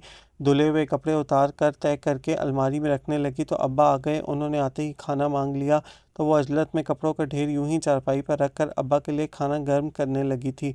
फिर रात के खाने की तैयारी शुरू हो गई। खाना खिलाने के बाद कमरे की तरतीब एक मर्तबा फिर बदली गई। चारपाइयाँ जो दिन के वक्त कमरे से बाहर निकाली जाती थीं, इन्हें दोबारा कमरे में बिछाकर इन पर सबके बिस्तर लगाए। बिस्तर लगाते हुए धुले हुए कपड़ों का ढेर उठाकर इसने जैसे तैसे अलमारी में ठूंस कर अलमारी बंद कर दी اور دادی کو 100% یقین تھا کہ جس کسی نے بھی الماری کھولنے کی غلطی کی اس کا استقبال کپڑوں کے اسی ڈھیر سے ہوگا، اور پھر یہ غلطی بھی سعدیہ ہی سے اس وقت سرزد ہوئی تھی جب ابا نے اس سے لوئی گرم چادر مانگ لی اور الماری کھولتے ہی سارے کپڑے اس کے قدموں میں آ گرے تھے۔ اس نے سٹپٹا کر ابا اور دادی کی طرف دیکھا اور ان دونوں کو باتوں میں مشغول دیکھ کر اس نے جلدی سے لوئی نکالی، کپڑوں کو الماری میں ٹھونسا اور ابا کو لوئی دے کر خود باہر آ گئی۔ چھت پر جا کر مرغیوں کا ڈربہ بند کیا، صحن میں بکھری چیزیں سمیٹی اور تھکن زدہ وجود لیے کمرے میں آ گئی۔ اماں تو شام پڑتے ہی اپنی چارپائی سنبھال لیتی تھیں، اس وقت بھی وہ ہلکے ہلکے خراٹے لیتے ہوئے ارد گرد کے ماحول سے بے خبر لگ رہی تھیں۔ ابا ابھی تک دادی اماں کی پائنتی پر بیٹھے ان سے منہ گفتگو تھے۔ وہ چپ چاپ اپنی چارپائی تک آ گئی اور ابھی اس نے اپنا لحاف کھولا ہی تھا جب ابا نے اسے پکار لیا۔ اماں کی ٹانگیں دبا کر پھر سونا۔ سریا آپا تو ہمیشہ ہی رات کو اماں کے پاؤں دبا کر سوتی ہیں۔ فیضان کے کہنے پر دادی نے فوراً انکار کر دیا کہ انہیں سعدیہ کی تھکن کا پورا احساس تھا، مگر سعدیہ ان کے انکار کو سنی انسنی کرتے ہوئے ان کی ٹانگیں دبانے لگی۔ دادی اماں نے چند منٹ انتظار کیا اور جوں ہی فیضان وہاں سے اٹھے انہوں نے فوراً اٹھ کر اسے روک دیا۔ ارے سارا دن بیٹھ کر مجھے کیا تھکن ہوگی بھلا؟ کوئی بات نہیں دادی اماں، میں صرف ابا کے کہنے پر تو ایسا نہیں کر رہی، مجھے اچھا لگ رہا ہے آپ کی خدمت کرنا۔ سعدیہ کے جواب پر وہ کھل کر مسکرائی تھیں۔ جیتی رہو بیٹی، سدا خوش رہو، لیکن ابھی تو میں بہت سارے دن ہوں تمہارے پاس، جتنی چاہے خدمت کر لینا، فی الحال تو یہاں میرے پاس آ کر لیٹو، ہم باتیں کرتے ہیں، دن بھر تو تم بہت مصروف رہتی ہو نا؟ دادی اسے بہت پیار سے کہہ رہی تھیں۔ اس نے ایک نظر اپنے حلیے پر ڈالی اور پھر چارپائی کے ایک طرف سمٹ کر بیٹھ گئی۔ میں یہیں ٹھیک ہوں دادی اماں، آپ باتیں کریں۔ اس نے بڑے سبھاؤ سے انکار کیا تو دادی حیران سی ہو گئیں۔ تو بیٹی یہاں میرے پاس آنے میں کیا قباحت ہے؟ دادی اماں، وہ 3 دن سے کپڑے نہیں بدلے، ہلدی مسالوں کی بو سے آپ کا جی متلانے لگے گا، وہ بہت شرمندگی سے جھجکتے ہوئے بتا رہی تھی۔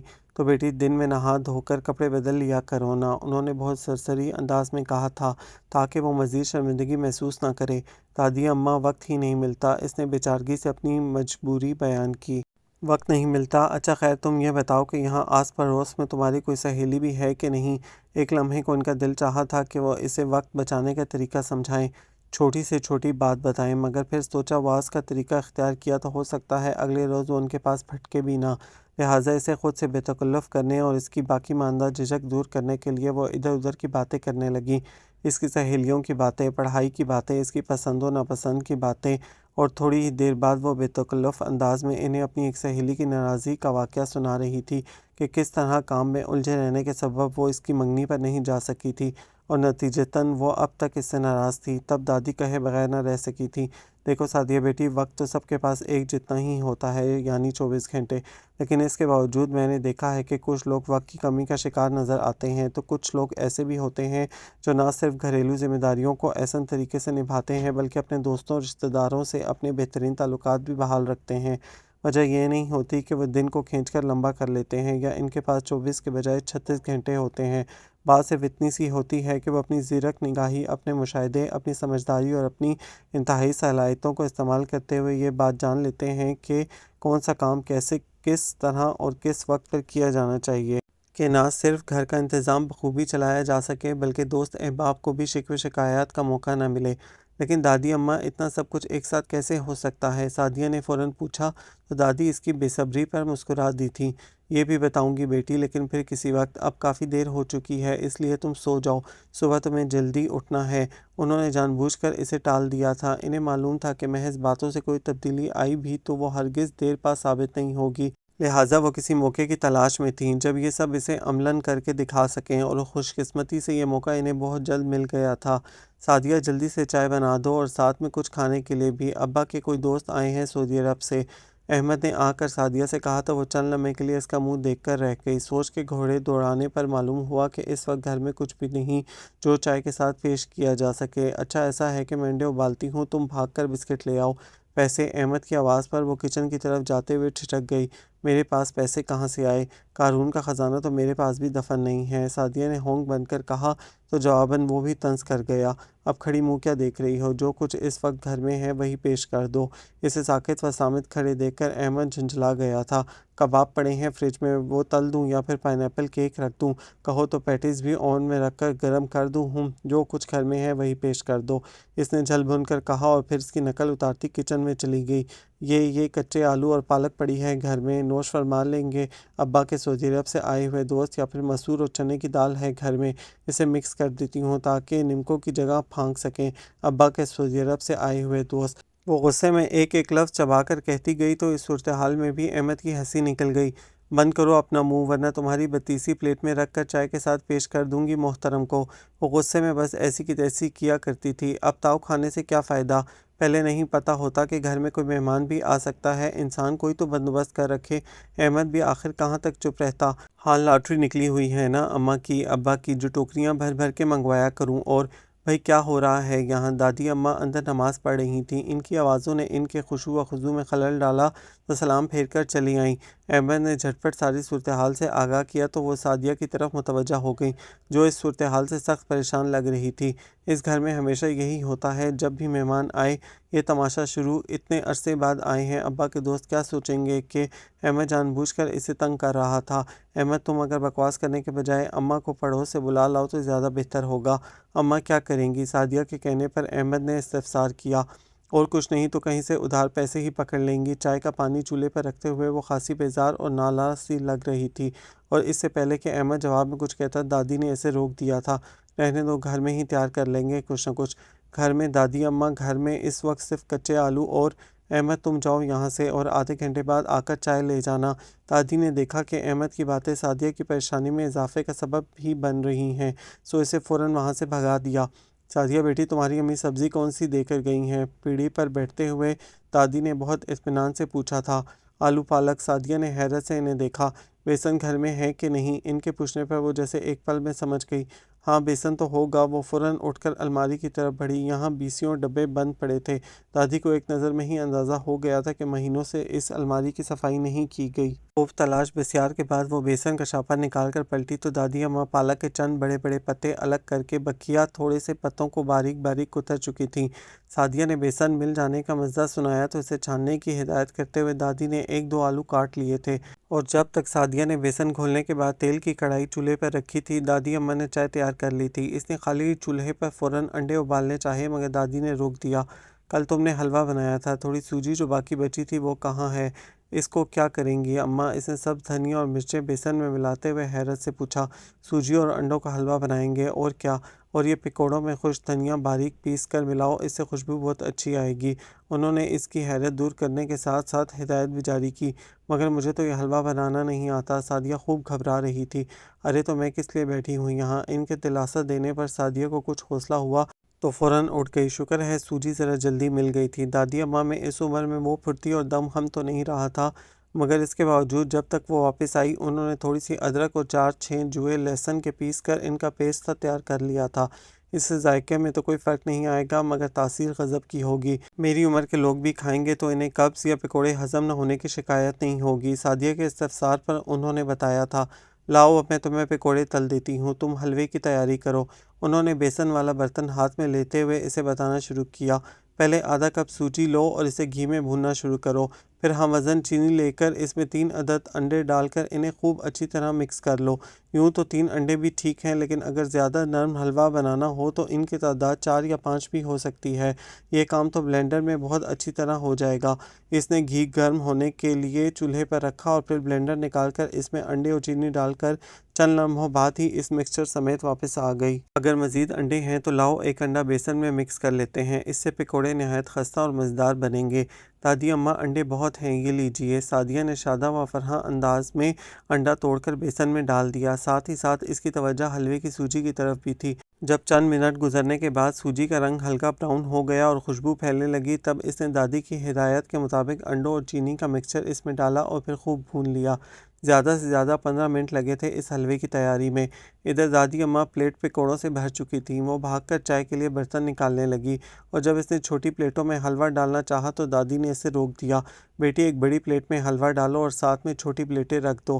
سعدیہ نے ایسا ہی کیا تھا۔ پھر ٹرے میں چائے کا تھرماس، کپ، حلوہ اور پکوڑے رکھنے کے بعد وہ پلٹی تو دادی ابھی تک مصروف تھیں۔ دادی اب کیا بنا رہی ہیں؟ ابھی پتہ چل جائے گا، تم ذرا ایک خالی پلیٹ میری طرف کرو۔ سعدیہ نے پلیٹ ان کی طرف بڑھاتے ہوئے بغور دیکھا۔ پکوڑوں کے لیے جو بیسن گھولا گیا تھا آخر میں اس کی تھوڑی سی مقدار برتن میں رہ گئی تھی۔ دادی نے جو بڑے بڑے پتے پالک کے شروع میں الگ کیے تھے انہیں اچھی طرح اس بیسن میں ڈبو کر تل لیا تھا۔ ساتھ میں ایک آلو کے باریک قطلے بھی تھے اور ان دونوں چیزوں کو ایک الگ پلیٹ میں سجا کر وہ احمد کو بلا لائی تو کچن میں قدم رکھتے ہی وہ ٹھٹک کر رک گیا تھا۔ ازحد حیرت سے اس نے ایک نظر ٹرے پر ڈالی تھی، دوسری سعدیہ کے چہرے پر اور تیسری دادی اماں پر۔ یہ من و سلوہ آج سے پہلے تو ہمارے گھر میں نہیں اترا۔ اس نے پنجوں کے بل بیٹھتے ہوئے بغور ان تمام چیزوں کا جائزہ لیا۔ اچھا اب جلدی سے لے جاؤ، پہلے ہی بہت دیر ہو چکی ہے۔ سعدیہ نے اسے ٹوکا تو وہ کندھے اچکاتا ہوا اٹھ کھڑا ہوا تھا۔ ویسے اطلاعاً ایک بات عرض کر دوں میڈم کہ آج سے پہلے کسی مہمان کو اتنی جلدی چائے پیش نہیں کی گئی۔ باورچی خانے سے باہر نکلتے ہوئے احمد نے صاف گوئی سے جواب دیا تو وہ کھسیا کر اسے آنکھیں دکھانے لگی۔ ویسے دادی اماں آپ نے تو واقعی کمال کر دیا ہے، میں تو پہلے گھنٹہ بھر پریشان ہوتی اور پھر اگر وقت پر اماں نہ آتی تو صرف انڈے ابال کر چائے کے ساتھ رکھ دیتی۔ دادی کے سامنے بیٹھتے ہوئے اس نے بڑی آسانی سے اپنے پھوڑ پن کا اعتراف کیا تھا۔ ارے چندہ وہ زمانے اور تھے جب ہم کمال کیا کرتے تھے، اور پھر کمال بھی کیا، اپنی سفید پوشی کا بھرم رکھنے کا ایک طریقہ ہے یہ بھی۔ گھر گھر میں غربت اور افلاس کا یہی عالم ہے، انسان کس کس کے سامنے اپنا رونا روئے۔ اور میں تو کہتی ہوں سعدیہ لباس چھوٹا بھی ہو تو سمٹ کر تن ڈھانپ لینا چاہیے، جسم ننگا ہوگا تو اپنے لیے ہی باعث شرمندگی ہوگا نا۔ تو کوشش کیا کرو کہ بوقت ضرورت جو بھی چیز میسر آئے اسے اس انداز سے استعمال کرو کہ لوگ تمہاری صلاحیتوں کا اعتراف کرنے پر مجبور ہو جائیں۔ خیر اب تم ایسا کرو، یہ تھوڑی بہت چیزیں جو بکھری ہیں انہیں سمیٹ لو۔ دادی نے کہا تو وہ جو بہت غور سے ان کی باتیں سن رہی تھی ایک دم چونک گئی۔ یہ کچرا اٹھا کر ابھی کوڑے دان میں ڈال دو۔ دادی نے اپنی بات کہنے کے بعد غور کیا تھا کہ کچن میں کوڑے دان سرے سے موجود ہی نہ تھا۔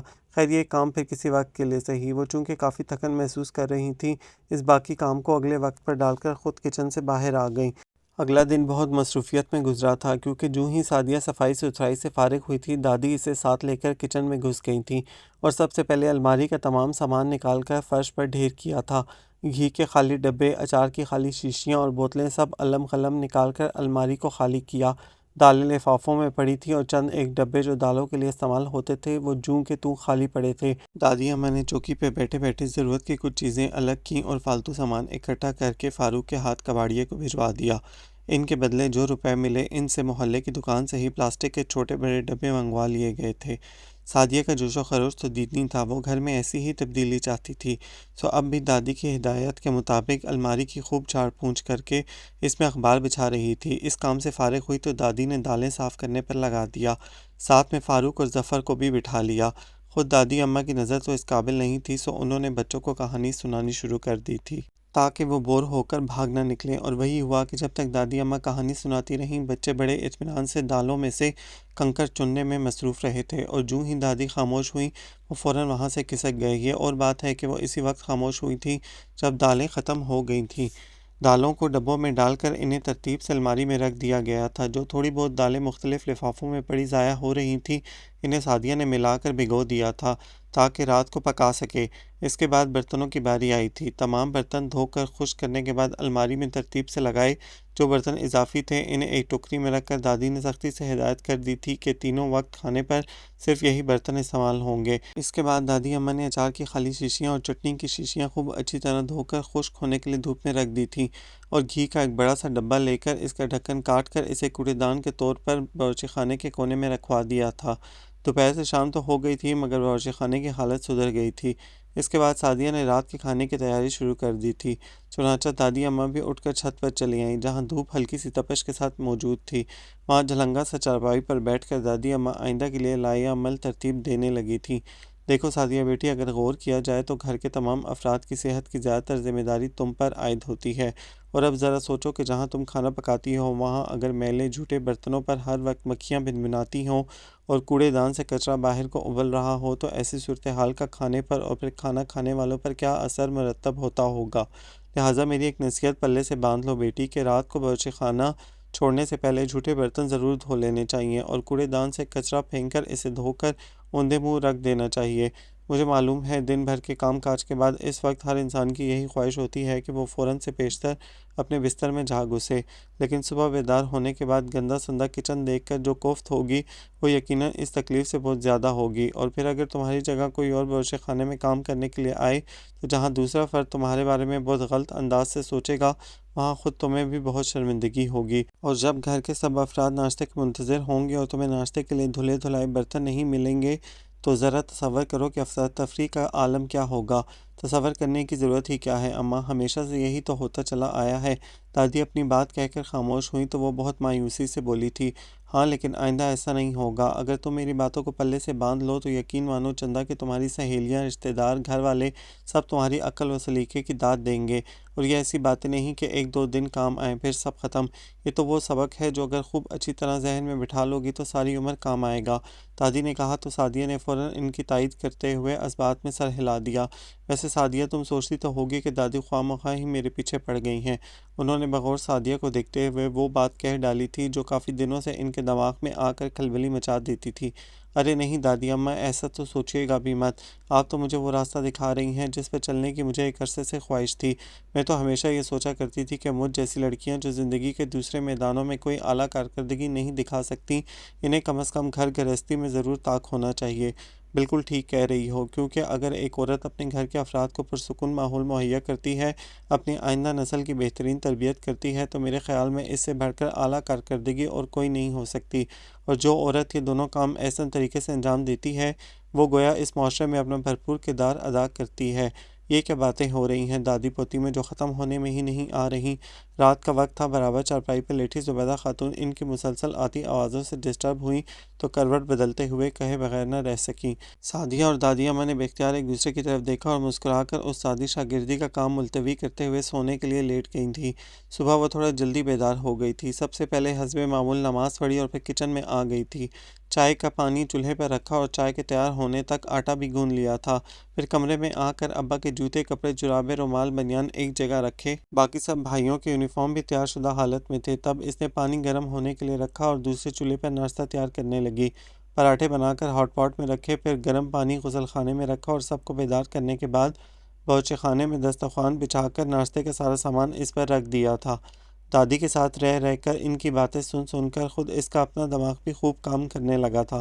سو دادی اماں اور ابا کو کمرے میں ناشتہ دے کر وہ خود صفائی میں جت گئی تھی، اور جب تک سب لوگ اپنے اپنے کاموں کو سدھارے وہ 2 کمروں کے سوا صفائی کا باقی کام نپٹا چکی تھی، اور خلاف عادت وہ مرغیوں کو دانہ ڈالنا بھی نہیں بھولی تھی۔ صحن میں ابھی دھوپ صرف دیواروں تک ہی آئی تھی، چنانچہ پہلے اس نے برتن دھونے کا کام کر لیا تھا، اور جوں ہی دھوپ نکلنے پر دادی اماں کمرے سے باہر اور اماں سبزی لینے گھر سے نکلی تھی، وہ کمروں میں گھس گئی تھی اور اماں کے سبزی لانے تک بالکل فارغ ہو چکی تھی۔ اپنے اس حیرت انگیز کارنامے پر وہ خاصی خوش نظر آ رہی تھی۔ دادی اماں بھی قدرے مطمئن تھیں۔ سعدیہ ٹوکری اور چھری لاؤ بھائی، میں سبزی تیار کر دوں۔ اماں نے ایک مرتبہ پھر سعدیہ کی پریڈ کروانی تھی، مگر دادی نے باختیار ہی انہیں روک دیا تھا۔ رہنے دو بہو، سبزی اسے دو، یہ خود ہی بنا لے گی۔ دادی کے کہنے پر سعدیہ نے اماں کی آنکھوں سے چھلکتی حیرت کو نظر انداز کرتے ہوئے سبزی ان سے لے لی تھی۔ سبزی بنانے سے پہلے دھونے والے کپڑے کو سرف میں بھگو دو۔ کچن کی طرف جاتے ہوئے سعدیہ نے دادی کی آواز سنی تھی۔ کپڑے بھگونے کے بعد وہ پیاز کاٹ رہی تھی جب دادی نے کچن میں جھانکا۔ وہ پیاز کاٹنے کے بعد گوپی کی طرف ہاتھ بڑھا رہی تھی۔ اگر اپنی اماں کی طرح کام کرو گی تو 1 گھنٹہ سبزی بنانے میں لگے گا اور 1 گھنٹہ پکانے میں۔ پیاز براؤن ہونے کے لیے ہلکی آنچ پر رکھ لو اور باقی سبزی کاٹ لو۔ دادی اتنا کہہ کر لوٹ گئی تھی۔ سعدیہ نے کھسیا کر اپنے سر پر ہاتھ مارا اور پھر پیاز چولہے پر رکھ دی، اور پھر بچوں کے اسکول سے آنے سے پہلے ہی وہ کھانا تیار کر چکی تھی۔ اب کپڑوں کی باری تھی، جنہیں پہلے سے بھگو دینے کی وجہ سے زیادہ مشقت نہیں کرنی پڑی تھی۔ کپڑے پھیلانے کے بعد اس نے نہا دھو کر کپڑے تبدیل کیے تھے، بالوں کو سمیٹ کر چٹیا کی شکل دی تھی۔ اپنا صاف ستھرا حلیہ خود اس سے تو بہتر لگا ہی تھا، مگر بھائی بھی نوٹ کیے بغیر نہ رہ سکے تھے۔ او ہو، دیکھنا ذرا بچے اپنی ماؤں سے عیدی مانگنا نہ شروع کر دیں۔ احمد نے اسے دیکھتے ہی کہا تھا۔ ہیں آپی، آپ کو کیا ہوا ہے؟ ظفر نے حیرت سے کہا تھا۔ وہ ڈھیٹ بنی مسکراتی رہی، مگر جب فاروق نے گھر میں داخل ہوتے ہی بڑے تجسس سے پوچھا تھا کہ آپ کہیں جا رہی ہیں تو وہ روحانسی ہو کر رہ گئی تھی۔ لو، اب کیا میں نہا کر کپڑے بھی نہیں بدل سکتی؟ وہ پاؤں پٹک کر وہاں سے ہٹ گئی تھی اور سوکھے کپڑے اتارنے لگی تھی۔ کپڑے رکھنے کمرے میں گئی تو دادی اماں پہلے سے وہاں موجود تھیں۔ انہوں نے واضح الفاظ میں کہہ دیا تھا کہ اس الماری کو بھی پوسٹ مارٹم کی اشد ضرورت ہے۔ چنانچہ اگلی صبح یہ مہم بھی سر کر لی گئی۔ تمام غیر ضروری کپڑے جو الماری میں خواہ مخواہ جگہ گھیرے رکھتے تھے، انہیں الگ کر دیا گیا تھا۔ باقی کپڑے طے کر کے رکھ دیے گئے۔ ایک خانے میں احمد اور ابا کے کپڑے تھے، دوسرا خانہ ظفر اور فاروق کے کپڑوں کے لیے مخصوص کر دیا گیا تھا، تیسرے میں حسن، سعدیہ اور اماں کے کپڑے تھے، آخری خانے میں گھر بھر کے تکیوں کے غلاف، بستر کی چادریں اور دوسرے کورز وغیرہ ڈھونڈ کر رکھ دیے تھے۔ اس کے علاوہ آزار بند رومال، جرابیں اور دیگر چھوٹی چیزیں جن کے گم ہونے کا خدشہ رہتا ہے، وہ ایک شاپر میں باندھ کر رکھ دی گئی تھیں۔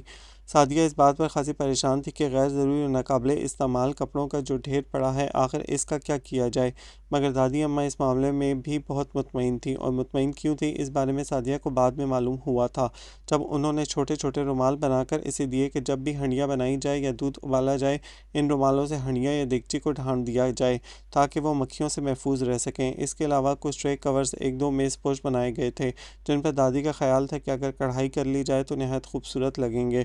سعدیہ کے ذہن نے بروقت کام کیا تھا اور اس نے محلے کی ہی دکان سے فیبرک پینٹس منگوا لیے تھے جو نہ صرف بے حد سستے تھے بلکہ دیکھنے میں بے حد خوبصورت بھی لگتے تھے۔ چنانچہ کسی پر کوئی خوبصورت منظر پینٹ کیا گیا اور کسی پر مختلف رنگوں کے پھول بنائے گئے تھے۔ چونکہ یہ تمام مردانہ کپڑے یا اسکول یونیفارم سے کاٹ کر بنائے گئے تھے اس لیے فیبرک پینٹس ان پر خوب جچ رہے تھے۔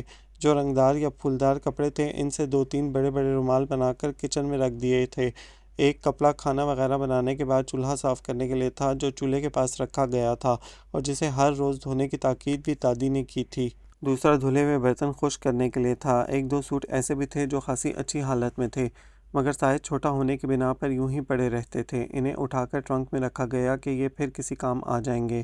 غرض اسی طرح محض 2 ماہ میں گھر میں حیرت انگیز مگر نہایت خوشگوار تبدیلیاں رونما ہوئی تھیں۔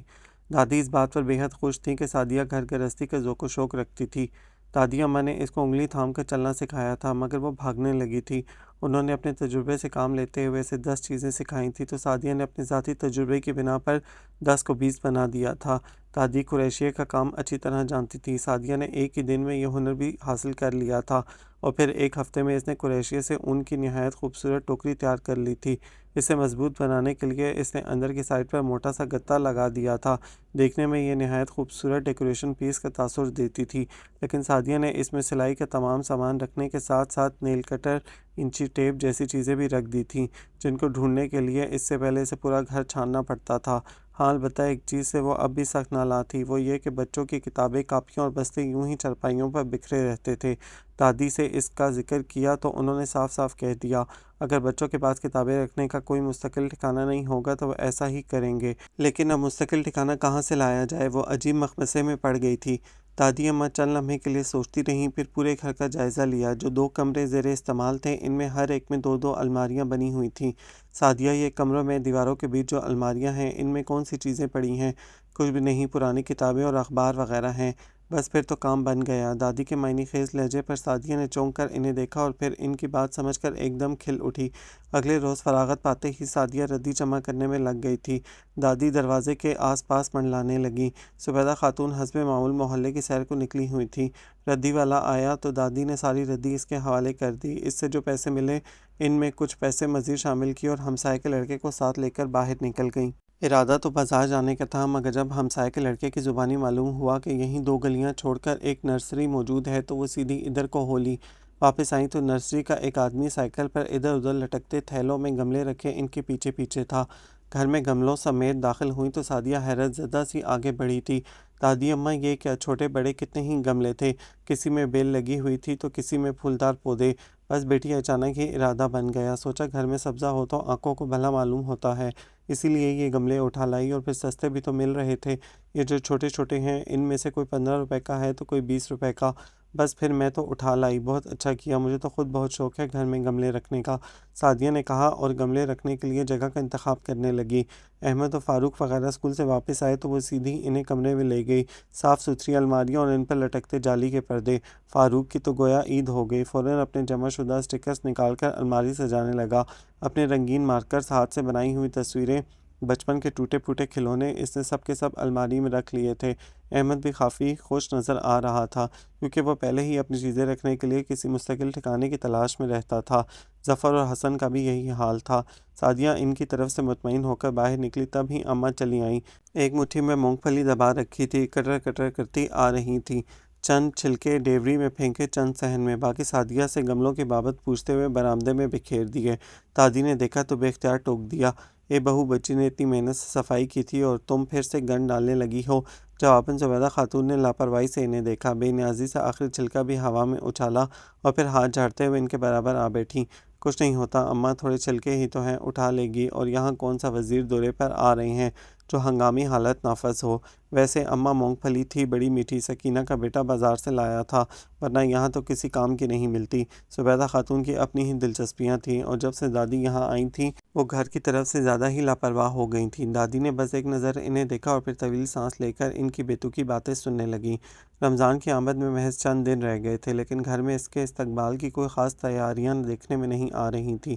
دادی نے سرسری سے انداز میں بہو سے ذکر کیا تو جواباً انہوں نے کہا تھا، تیاری کیا کرنی ہے اماں، رمضان آئے گا اور روزے رکھ لیں گے، اللہ اللہ خیر صلہ۔ لیکن پھر بھی بہو ماشاءاللہ بھرا پورا گھر ہے، کچھ آنے جانے والے لوگ بھی ہوتے ہیں، افطاری سحری، آخر کچھ تو انتظام کرنا چاہیے نا۔ دادی نے قدرے حیرت سے انہیں دیکھا۔ ہاں وہ تو میں سعدیہ کے ابا سے کہہ دوں گی، سارا سودا سلف وہی لے آئیں گے۔ اے لو، ارے اسے کیا معلوم کیا کیا چیزیں خریدنی ہیں، کتنے داموں میں خریدنی ہیں، وہ تو سارے پیسے بھاڑ میں جھونک آئے گا۔ جتنے پیسے کسی نے مانگے اتنے دے دیے۔ وہ بیٹے کی قلندرانہ صفت سے خوب واقف تھیں۔ ایسی بھی بات نہیں اماں، پہلے بھی سارا راشن وہی لے کر آتے ہیں۔ زبیدہ خاتون نے انہیں تسلی دینی چاہیے تھی، اسی لیے تو ساری تنخواہ دال مرچ پر ہی ختم ہو جاتی ہے۔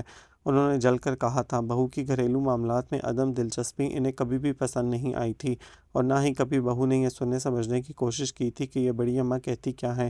چنانچہ دادی بھی خاموش ہو رہی تھی، لیکن 2 روز بعد جب تنخواہ ملنے پر سعدیہ نے اماں کی بنوائی ہوئی سودا سلف کی لسٹ ابا کے ہاتھ میں دی تھی تو دادی نے بڑے آرام سے وہ لسٹ اور روپے فیضان سے لے لیے تھے۔ یہ خریداری میں خود کروں گی، انہوں نے بڑے مان سے کہا تھا۔ فیضان کے سر سے تو بوجھ اتر گیا تھا، بخوشی انہیں پیسے تھما دیے۔ اگلے روز وہ احمد کے سر ہو گئیں کہ وہ انہیں بازار لے کر جائے۔ احمد نے شام تک کا کہہ کر ٹال دیا۔ شام ہوئی تو اگلی صبح کا کہہ کر دامن بچا گیا۔ دادی کو خوب علم ہو گیا تھا کہ وہ کنی کترا رہا ہے، لہٰذا اگلی شام جب احمد گھر میں داخل ہوا تو وہ اسی وقت اٹھ کھڑی ہوئیں۔ احمد بس گردن کھجاتا رہ گیا۔ دادی، اب اس عمر میں آپ بازار میں کہاں خوار ہوں گی، لائے میں چیزیں لا دیتا ہوں۔ اس عمر میں کیا مطلب ہے بھئی تمہارا؟ کیا میں بوڑھی ہو گئی ہوں ہیں؟ ارے بوڑھا تو وہ ہوتا ہے جس کے بدن میں دم خم نہ رہے۔ ارے میرے ہاتھ پاؤں تو آج بھی جوانوں کی طرح کام کرتے ہیں، دماغ و نظر اللہ کے فضل سے بالکل ٹھیک ٹھاک ہے، دانت بھی 32 کے 32 پورے ہیں۔ تمہاری اماں سے زیادہ بوڑھی نہیں ہوئی ہوں میں۔ ہاں، دادی کہتے کہتے بیرونی دروازہ پار کر گئی تھیں۔ احمد نے بیچارگی سے پلٹ کر سعدیہ کو دیکھا اور پھر دعائے خیر کا اشارہ کرتا ہوا باہر نکل گیا، جبکہ سعدیہ اس کی عقب میں مسکراتی رہ گئی تھی۔ پھر وہ اپنے کاموں میں لگ گئی۔ رفتہ رفتہ شام کی سرخی سیاہی میں بدلنے لگی تھی۔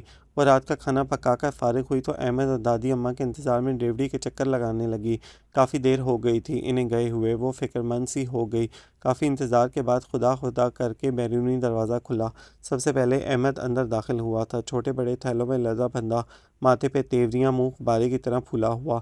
سعدیہ نے فوراً آگے بڑھ کر سامان اس کے ہاتھوں سے لینا چاہا، مگر وہ پاؤں پٹکتا ہوا برآمدے میں گیا اور سارا سامان وہیں ڈھیر کر کے خود کمرے میں گھس گیا۔ احمد، دادی اماں کو بازار میں چھوڑ آئے ہو کیا؟ دادی کو اس کے پیچھے نہ آتے دیکھ کر وہ فوراً اس کی طرف لپکی۔ اگر چھوڑ بھی آیا ہوں تو فکر نہ کرو، بازار انہیں خود یہاں چھوڑنے آ جائے گا، کیونکہ وہ بھی انہیں زیادہ برداشت نہیں کر سکے گا، احمد نے خاصے جلے بھنے انداز میں کہا۔ تب ہی بیرونی دروازے میں دادی ایک ہائے کے ساتھ نمودار ہوئی تھیں۔ سعدیہ نے فوراً آگے بڑھ کر انہیں سہارا دیا اور تھام کر کمرے میں آ گئی۔ اف سعدیہ بیٹی، تھکن سے میرا تو برا حال ہو گیا۔ انہوں نے چارپائی پر بیٹھتے ہی اپنے پیر جوتوں کی قید سے آزاد کیے اور انہیں انگوٹھوں کی مدد سے مسلنے لگیں۔ آپ بھی تو خود کو جوان ثابت کرنے پر تل گئی تھیں دادی اماں، احمد نے جان بوجھ کر انہیں چھیڑا۔ تم تو خاموش ہی رہو۔ انہوں نے پہلے احمد کو گھورا، پھر سعدیہ کی طرف متوجہ ہوئیں۔ سارا وقت اس لڑکے نے تنگ کیے رکھا مجھے، اب دیکھو نا، اشیاء کی جانچ پرکھ میں کچھ وقت تو لگتا ہی ہے نا۔ ایسا تو نہیں ہو سکتا کہ بندہ علم غلم چیزوں پر پیسے خرچ کر کے مطمئن ہو جائے، اور یہ دکاندار توبہ گاہک کو تو بیوقوف سمجھ لیتے ہیں۔ وہ دکانداروں کو کوسنا شروع ہو گئیں تو سعدیہ ان کے لیے کھانا لینے کچن میں آ گئی۔ وہاں اماں بیٹھی سارے سامان کا جائزہ لے رہی تھیں۔ اسے دیکھتے ہی منہ بنایا اور ہاتھ میں پکڑا تھیلا کئی فٹ دور کھسکا دیا۔ اللہ جانے کیا علم غلم اٹھا لائی ہیں، یہ گاجر مولیاں آلو، میں نے تو ایسا کچھ نہیں لکھوایا تھا، اپنی مرضی سے ہی اٹھا کر لے آئیں، سارے پیسے برباد کر کے رکھ دیے۔ اب اس عمر میں انہیں کچھ کہوں تو میں ہی بری بنوں گی نا۔ اماں بڑبڑاتی ہوئی وہاں سے اٹھ گئی تھیں۔ سعدیہ نے حیران ہوتے ہوئے سامان کا ازسرنو جائزہ لیا۔ اکثر چیزیں ان کی بنائی گئی لسٹ کے مطابق نہیں تھیں۔ اگر دادی یہ سب چیزیں لائی ہیں تو یقیناً فائدہ مند ہی ہوں گی۔ دادی جیسی خاتون پیسے برباد کریں، یہ تو ہو نہیں سکتا۔ سعدیہ کسی صورت بھی دادی کے خلاف غلط نہیں سوچ سکتی تھی، اور اس کی یہی سوچ اگلے روز بالکل درست ثابت ہوئی تھی۔ سعدیہ کی توقع کے برعکس اگلی صبح دادی اماں بالکل حشاش بشاش تھیں۔ گزشتہ رات کی تھکن کے ان کے چہرے پر آثار تک نہ تھے۔ وہ روزمرہ کے کام کاج سے فارغ ہوئی تو دادی نے اسے آواز دے کر کچن میں بلا لیا۔ اماں خفا خفا سی دھوپ میں چادر لیے لیٹی ہوئی تھیں۔ وہ کچن میں آئی تو دادی نے تھیلے میں سے گاجریں نکال کر اس کے حوالے کر دیں۔ انہیں خوب اچھی طرح دھو کر ان کا چھلکا کھرچ دو۔ لیکن دادی اماں اس کا کرنا کیا ہے؟ تمہاری ماں نے بازار کا اچار لانے کو کہا تھا مگر وہ تو یوں ہی برتنوں میں کھلا پڑا تھا، میرا دل نہیں چاہا لینے کو۔ جو اچار شیشوں میں بند ملتا ہے ایک تو مہنگا تھا، پھر اتنا کم تھا کہ 10-15 روز میں ہی ختم ہو جاتا، لہٰذا میں مولی گاجریں لے آئی ہوں، گھر میں اچار بنا لیں گے، صاف ستھرا ہوگا اور مہینہ بھر آرام سے چل جائے گا۔ دادی اماں نے مولیاں بھی ٹوکری میں رکھتے ہوئے اسے بتایا تو وہ ان کی عقل مندی کی داد دیے بغیر نہ رہ سکی اور پھر ان کے ساتھ مل کر اچار بنانے لگی۔ اس کا خیال تھا کہ کافی وقت لگے گا اس کام میں، لیکن دادی نے تو اس کام کو بھی چٹکی بجا کر تمام کر دیا تھا۔ گاجروں اور مولیوں کو دھو کر چھیلنے کے بعد انہوں نے اسے مناسب سائز میں کاٹ کر سرسوں کے تیل سے نکال کر ٹھنڈا کرنے کے بعد ان پر اندازے سے ہی پسی ہوئی سرخ مرچ، نمک اور ٹاٹری چھڑک دی تھی۔ پھر اسے اچار کی شیشیوں میں ڈالنے کے بعد اس میں سرسوں کا وہی تیل ڈال دیا تھا جس میں وہ فرائی کی گئی تھیں۔ لو بھائی، مجھے یقین ہے کہ اتنا مزیدار اور جھٹپٹ تیار ہونے والا اچار تم نے کبھی نہیں کھایا ہوگا، دادی نے کہا تو وہ ایک دم حیران ہو گئی۔ ہیں تو کیا یہ تیار ہو چکا ہے؟ ہاں بالکل، چاہو تو ابھی کھا کر دیکھ لو، اور ہاں یہ بھی بتا دوں کہ اگر تمہیں پسند ہو تو مٹر کے دانے نکال کر انہیں تیل میں ہلکا سا فرائی کرنے کے بعد تم اس اچار میں شامل کر سکتی ہو، تمہیں یقیناً وہ بہت مزے کے لگیں گے۔ دادی کے کہنے پر اس نے فوراً اچار چکھا تھا اور ہلکی سی کھٹاس لیے ہوئے یہ اچار واقعی بہت لذیذ تھا۔ سحری کے لیے دادی نے یہ اچار بنا دیا تھا اور افطاری کے لیے املی کی چٹنی بنا کر بوتلوں میں بھر دی تھی۔ سعدیہ نے دادی کے کہنے پر تمام مسالے پیس کر رکھ لیے تھے اور پہلے روزے میں رات کو ہی سحری کا زیادہ تر انتظام کر لیا تھا تاکہ صبح اگر دیر سے آنکھ کھلے تب بھی پریشانی کا سامنا نہ کرنا پڑے۔ شام کو افطاری کے وقت اس نے دادی کی مدد سے گھر میں سموسے تیار کیے تھے جو سعدیہ کی توقع کے برعکس بہت ہی اچھے بنے تھے۔ دادی کے لیے تو یہ عام سی بات تھی کہ وہ اور ثریا اکثر ہی سموسے گھر پر تیار کر لیا کرتی تھیں۔ سعدیہ البتہ اپنی کارکردگی پر بہت خوش نظر آ رہی تھی۔ جتنے پیسوں میں بازار سے سموسے لا کر بانٹ بانٹ کر کھائے جاتے تھے، اتنے ہی پیسوں میں سب گھر والوں نے جی بھر کے سموسے کھائے بھی، بلکہ آس پڑوس میں بھی بھجوائے تھے۔ اس کی دیکھا دیکھی مینا نے بھی کوشش کی مگر بری طرح ناکام ہوئی، نتیجتاً خوب ڈانٹ کھائی اپنی بیوے سے۔ میں نے تو کہا تھا نا، کتابیں پڑھ لیں، ان سے کچھ نہیں ہوتا، گر تو ماؤں کے سکھانے سے ہی آتے ہیں۔ سعدیہ کو دادی کی بات سے پورا اتفاق تھا مگر اماں کا منہ بن گیا تھا۔ تب ہی ایک روز محلے کی ایک خاتون چلی آئیں، باتوں باتوں میں بچوں کی پڑھائی اور ان کی نالائکی کا رونا رونے لگیں۔ سعدیہ نے انہیں بچوں کو ٹیوشن رکھوانے کا مشورہ دیا تو جواباً انہوں نے یہ ذمہ داری اسی کے سر پر ڈال دی، اور ڈالی بھی اس لجاجت بھرے لہجے میں کہ اسے ہاں کرتے ہی بنی۔ ٹیوشن فیس کی بات ہوئی تو سعدیہ ایک لمحے کے لیے سوچ میں پڑ گئی۔ اس عورت کے گھر میں 3-4 بھینسیں تھیں اور محلے کے ہر گھر میں انہی کے گھر سے دودھ جاتا تھا۔ چنانچہ سعدیہ نے کہہ دیا کہ پیسے کے بجائے وہ ہر روز دودھ ان کے گھر پہنچا دیا کریں۔ وہ عورت بخوشی راضی ہو گئی اور اگلی ہی صبح خالص اور تازہ دودھ گھر میں آنے لگا۔ گوالے کا حساب کتاب کر کے اسے فارغ کر دیا گیا اور اس پانی ملے دودھ سے جان چھوٹنے پر سب ہی نے شکر ادا کیا تھا۔ شروع میں وہ سارا دودھ ابال کر رکھنے لگی مگر ایک تو روزے اور دوسرے کوئی بھی دودھ اتنے شوق سے نہیں پیتا تھا، چنانچہ وہ روز رات کو کچھ دودھ کی سویٹ ڈش بنا لیتی اور باقی کو جاگ لگا کر دہی بنا لیتی۔ جو دہی سحری میں استعمال ہونے سے بچ جاتا اس کی لسی بنا کر مکھن نکال لیا جاتا۔ اب اتنی سردی میں لسی تو کوئی پیتا نہیں تھا، سو دادی کی ڈانٹ ڈپٹ کے بعد سعدیہ اس سے اپنے بال دھونے لگ گئی اور دادی کی ڈانٹ ڈپٹ کا نتیجہ اتنے خوبصورت بالوں کی شکل میں سامنے آیا کہ اس نے دونوں گھٹنے ٹیک کر باقاعدہ طور پر دادی کو گرو مان لیا تھا کہ ان ہی کی بدولت اس کی زندگی ایک پرسکون ندی کی مانند رواں دواں ہو گئی تھی۔ وہ تو مطمئن تھی ہی، گھر والوں کی باتوں نے اسے مزید پر اعتماد بنا دیا تھا۔ ابا میٹھے کے بہت شوقین تھے، رات کو مزے سے سویٹ ڈش لیتے اور ساتھ ہی کہتے، لگتا ہے اس دفعہ شروع کی تاریخوں میں ہی تنخواہ پار ہو جائے گی۔ سعدیہ، تمہاری لاٹری نکل آئی ہے کیا، یا پھر قارون کا خزانہ ہاتھ لگ گیا ہے؟ احمد کو بھی دوستوں کے سامنے شرمندہ نہیں ہونا پڑتا تھا، اس لیے ہر وقت خوش مزاجی کا مظاہرہ کرتا رہتا۔ ہر روز نیا صاف ستھرا لباس پہن کر باہر نکلتا تو واپسی پر اس کے لیے کوئی نہ کوئی چیز ضرور لے آتا۔ اماں جو پہلے ہر وقت اسے کوسنے میں لگی رہتی تھیں، اب ہر آنے جانے والے کے سامنے اس کی تعریف کرتے نہ تھکتیں، اور سعدیہ دل ہی دل میں سارا کریڈٹ دادی اماں کو دے دیتی۔ ظہیر نعمان کا خط آیا تھا جس میں ثریا نے سارے گھر والوں کو رمضان المبارک کا بابرکت مہینہ شروع ہونے پر مبارکباد دی تھی، اور ساتھ ہی ساتھ دادی اماں کو بے حد تاکید بھی کی تھی کہ وہ عید سے قبل اپنی آمد کے پروگرام سے آگاہ کر دیں۔ تاکہ ظہیر انہیں لینے کے لیے آ سکے۔ احمد نے خط پڑھ کر سنایا تھا اور یہ بات سنتے ہی سب لوگ چیخ اٹھے تھے کہ نہیں، دادی اماں اس دفعہ ہمارے ہاں عید منائیں گی۔ ارے نہیں بھائی، سریا نے اتنے دن بھی جانے کیسے کاٹ لیے میرے بغیر۔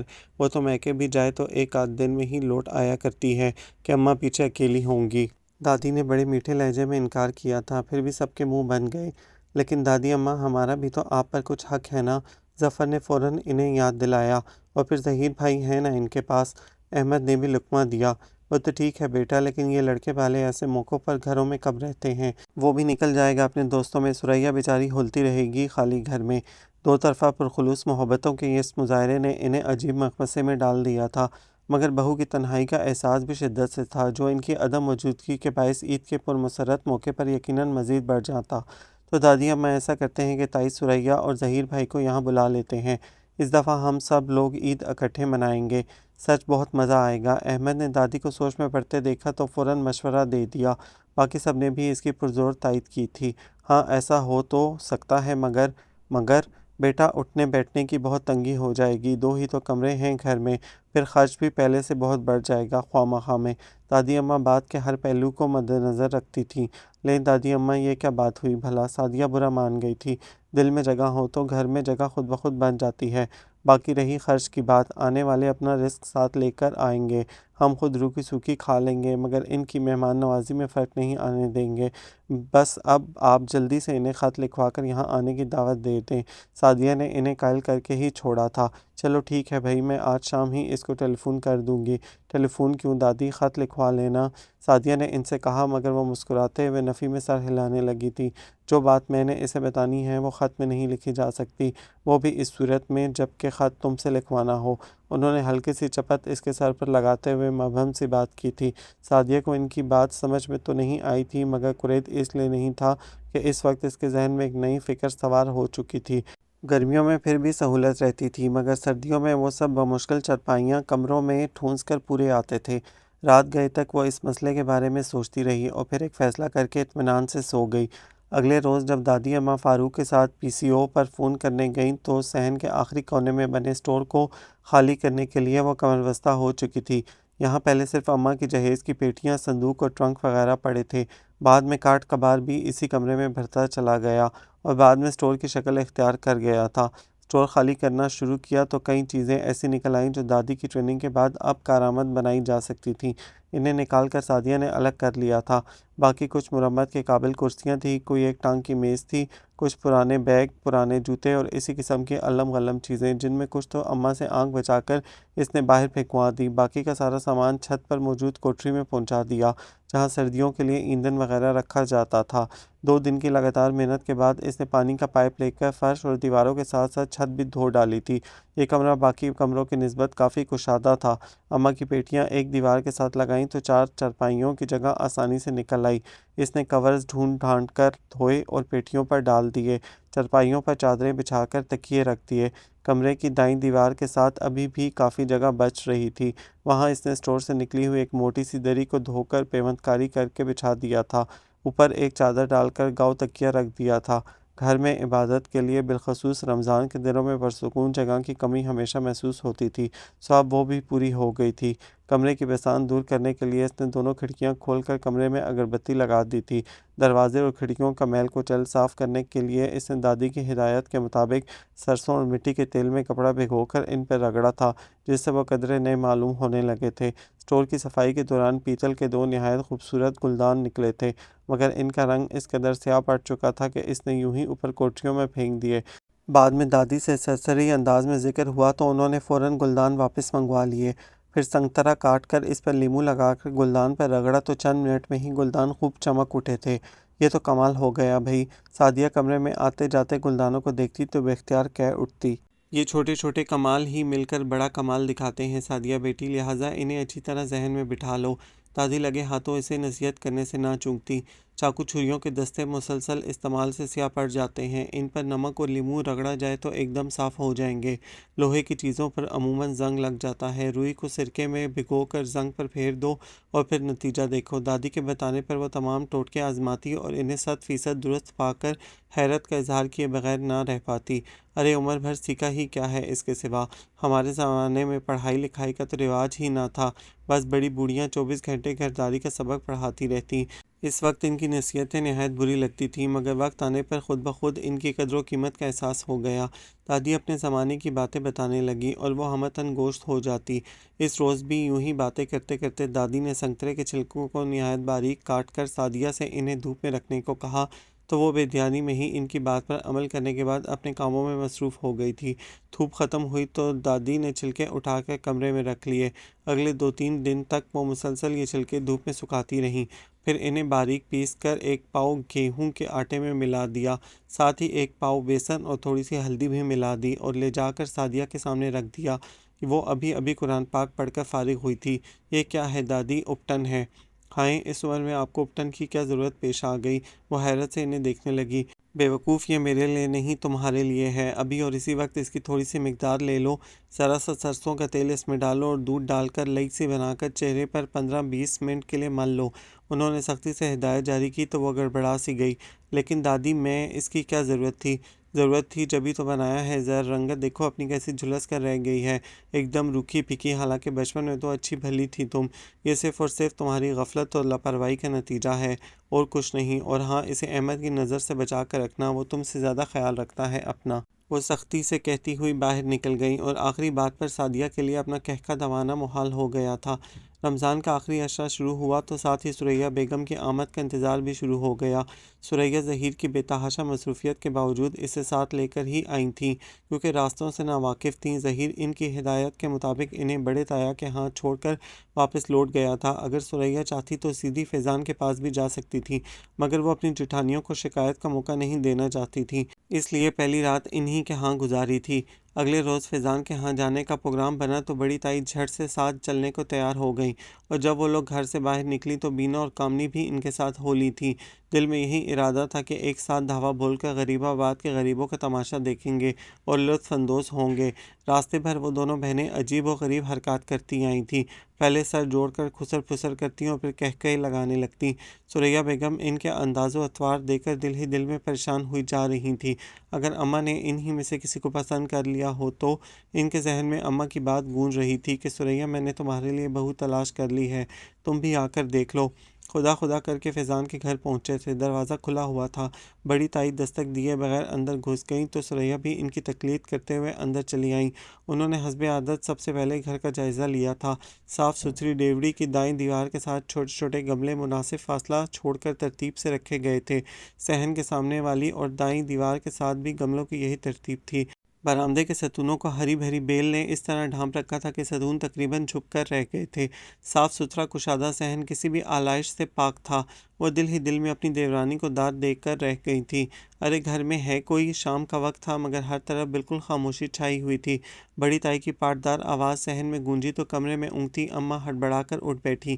دادی نوافل پڑھنے کے بعد کمر سیدھی کرنے کو لیٹی تھیں، وہ بھی چونک گئیں۔ سعدیہ قرآن پاک کی تلاوت کرتے ہوئے لمحہ بھر کو ٹھٹک گئی تھی۔ چند لمحے انتظار کے بعد اماں چپل گھسیٹتی باہر نکلی تھیں۔ بسم اللہ، آج تو بڑے بڑے لوگ آئے ہیں ہمارے گھر میں۔ ان کے پرتپاک انداز اور خصوصاً بڑے لوگوں کا سنتے ہی بڑی تائی کی گردن کچھ مزید اکڑ گئی تھی۔ اتنے میں سعدیہ اور دادی بھی آ گئیں۔ سعدیہ بڑی تائی کے ساتھ ساتھ بینا اور کامنی کی آمد پر خاصی حیران تھی۔ خیر، سب لوگوں کو کمرے میں بٹھا دیا گیا تھا، جہاں بائیں دیوار کے ساتھ کرسیاں رکھی گئی تھیں اور ان کے سامنے چٹائی پر کشن رکھے ہوئے تھے۔ سعدیہ نے سب سے پہلے روزے کے متعلق پوچھا تھا۔ بینا اور کامنی کا روزہ تو نہیں تھا، مگر سب کے سامنے انکار کرتے شرمندگی کا سامنا کرنا پڑا تو فوراً اقرار میں سر ہلا دیا۔ کچھ دیر ان کے پاس بیٹھ کر گپ شپ کرنے کے بعد وہ کچن میں آ گئی تھی۔ چونٹی کے بھی پر نکل آئے۔ اپنے پیچھے اس نے بینا کی سرگوشی سنی تھی مگر نظر انداز کر دیا تھا۔ باورچی خانے میں آ کر اس نے سب سے پہلے وقت دیکھا تھا۔ روزہ کھلنے میں 1 گھنٹہ باقی تھا اور اس 1 گھنٹے میں ہی اسے سب کچھ کرنا تھا۔ اس نے سب سے پہلے ان چیزوں کا جائزہ لیا تھا جو اس کے پاس موجود تھیں اور پھر ان چیزوں کو ذہن میں رکھا تھا جو اس نے بنانی تھیں۔ آج افطاری میں اس نے دہی بڑے بنانے کا ارادہ کیا تھا، لہٰذا اس کا سامان تو مکمل تھا۔ پکوڑوں کے لیے بیسن वो पहले ही घोल कर रख चुकी थी, लिहाजा सबसे पहले पकौड़ियाँ तलकर ठंडे पानी में डाल दी थी, फिर बाकी सब चीज़ें खुले बर्तन में डाल दी थी। दही बड़ों में डालने के लिए जो आलू इसने उबाले थे, इसमें आधे इसने बचा लिए थे। दही बड़े तैयार करके इसने एक तरफ रख दिए। कल अफ्तारी में इसने समोसे बनाए थे, थोड़ा सा मैदा बच गया था जिसे इसने गीले कपड़े में लपेट कर रख दिया था। वो अब तक जूं का तूं नरम था। सादिया ने जल्दी से इसकी पूरियां बनाई।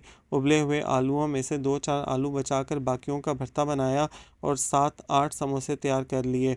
बचे हुए आलूओं को काट कर इसने एक बाउल में डाला।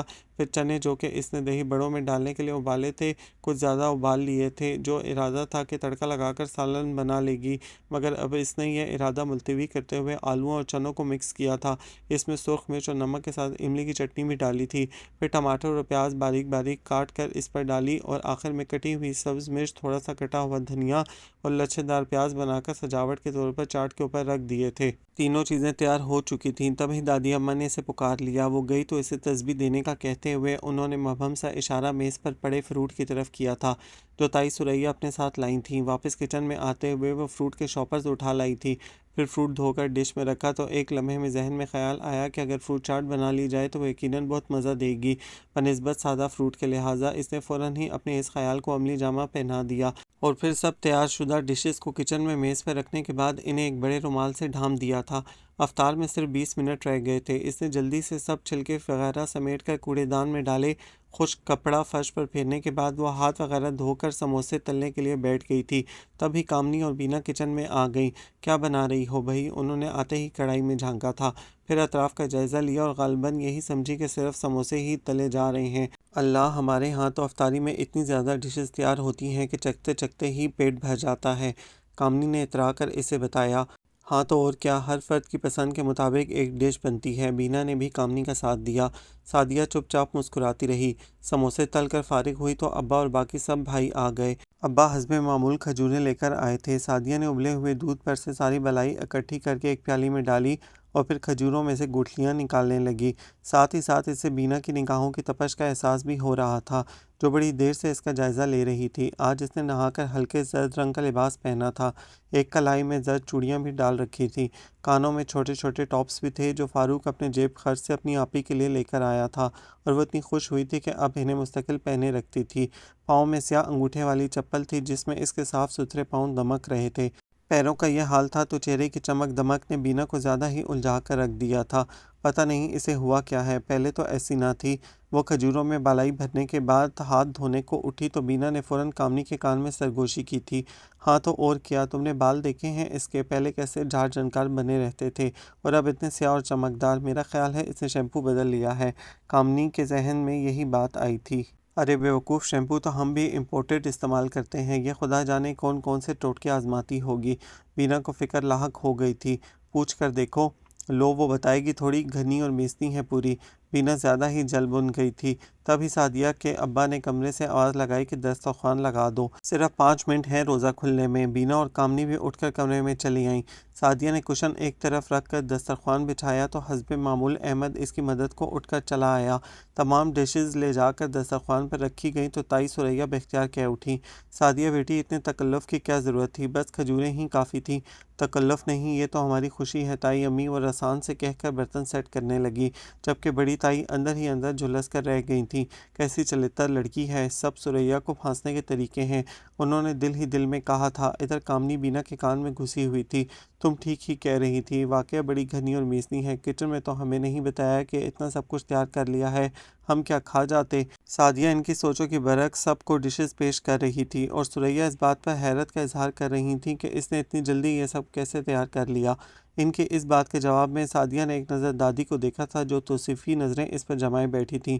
बस ये भी तुम्हारी तरह ही फुर्तीली है सुरैया, पलक झपकते में ही काम कर लेती है। दादी के लहजे की शफकत को महसूस करते हुए ताई अम्मा पहलू बदल कर रह गई थी।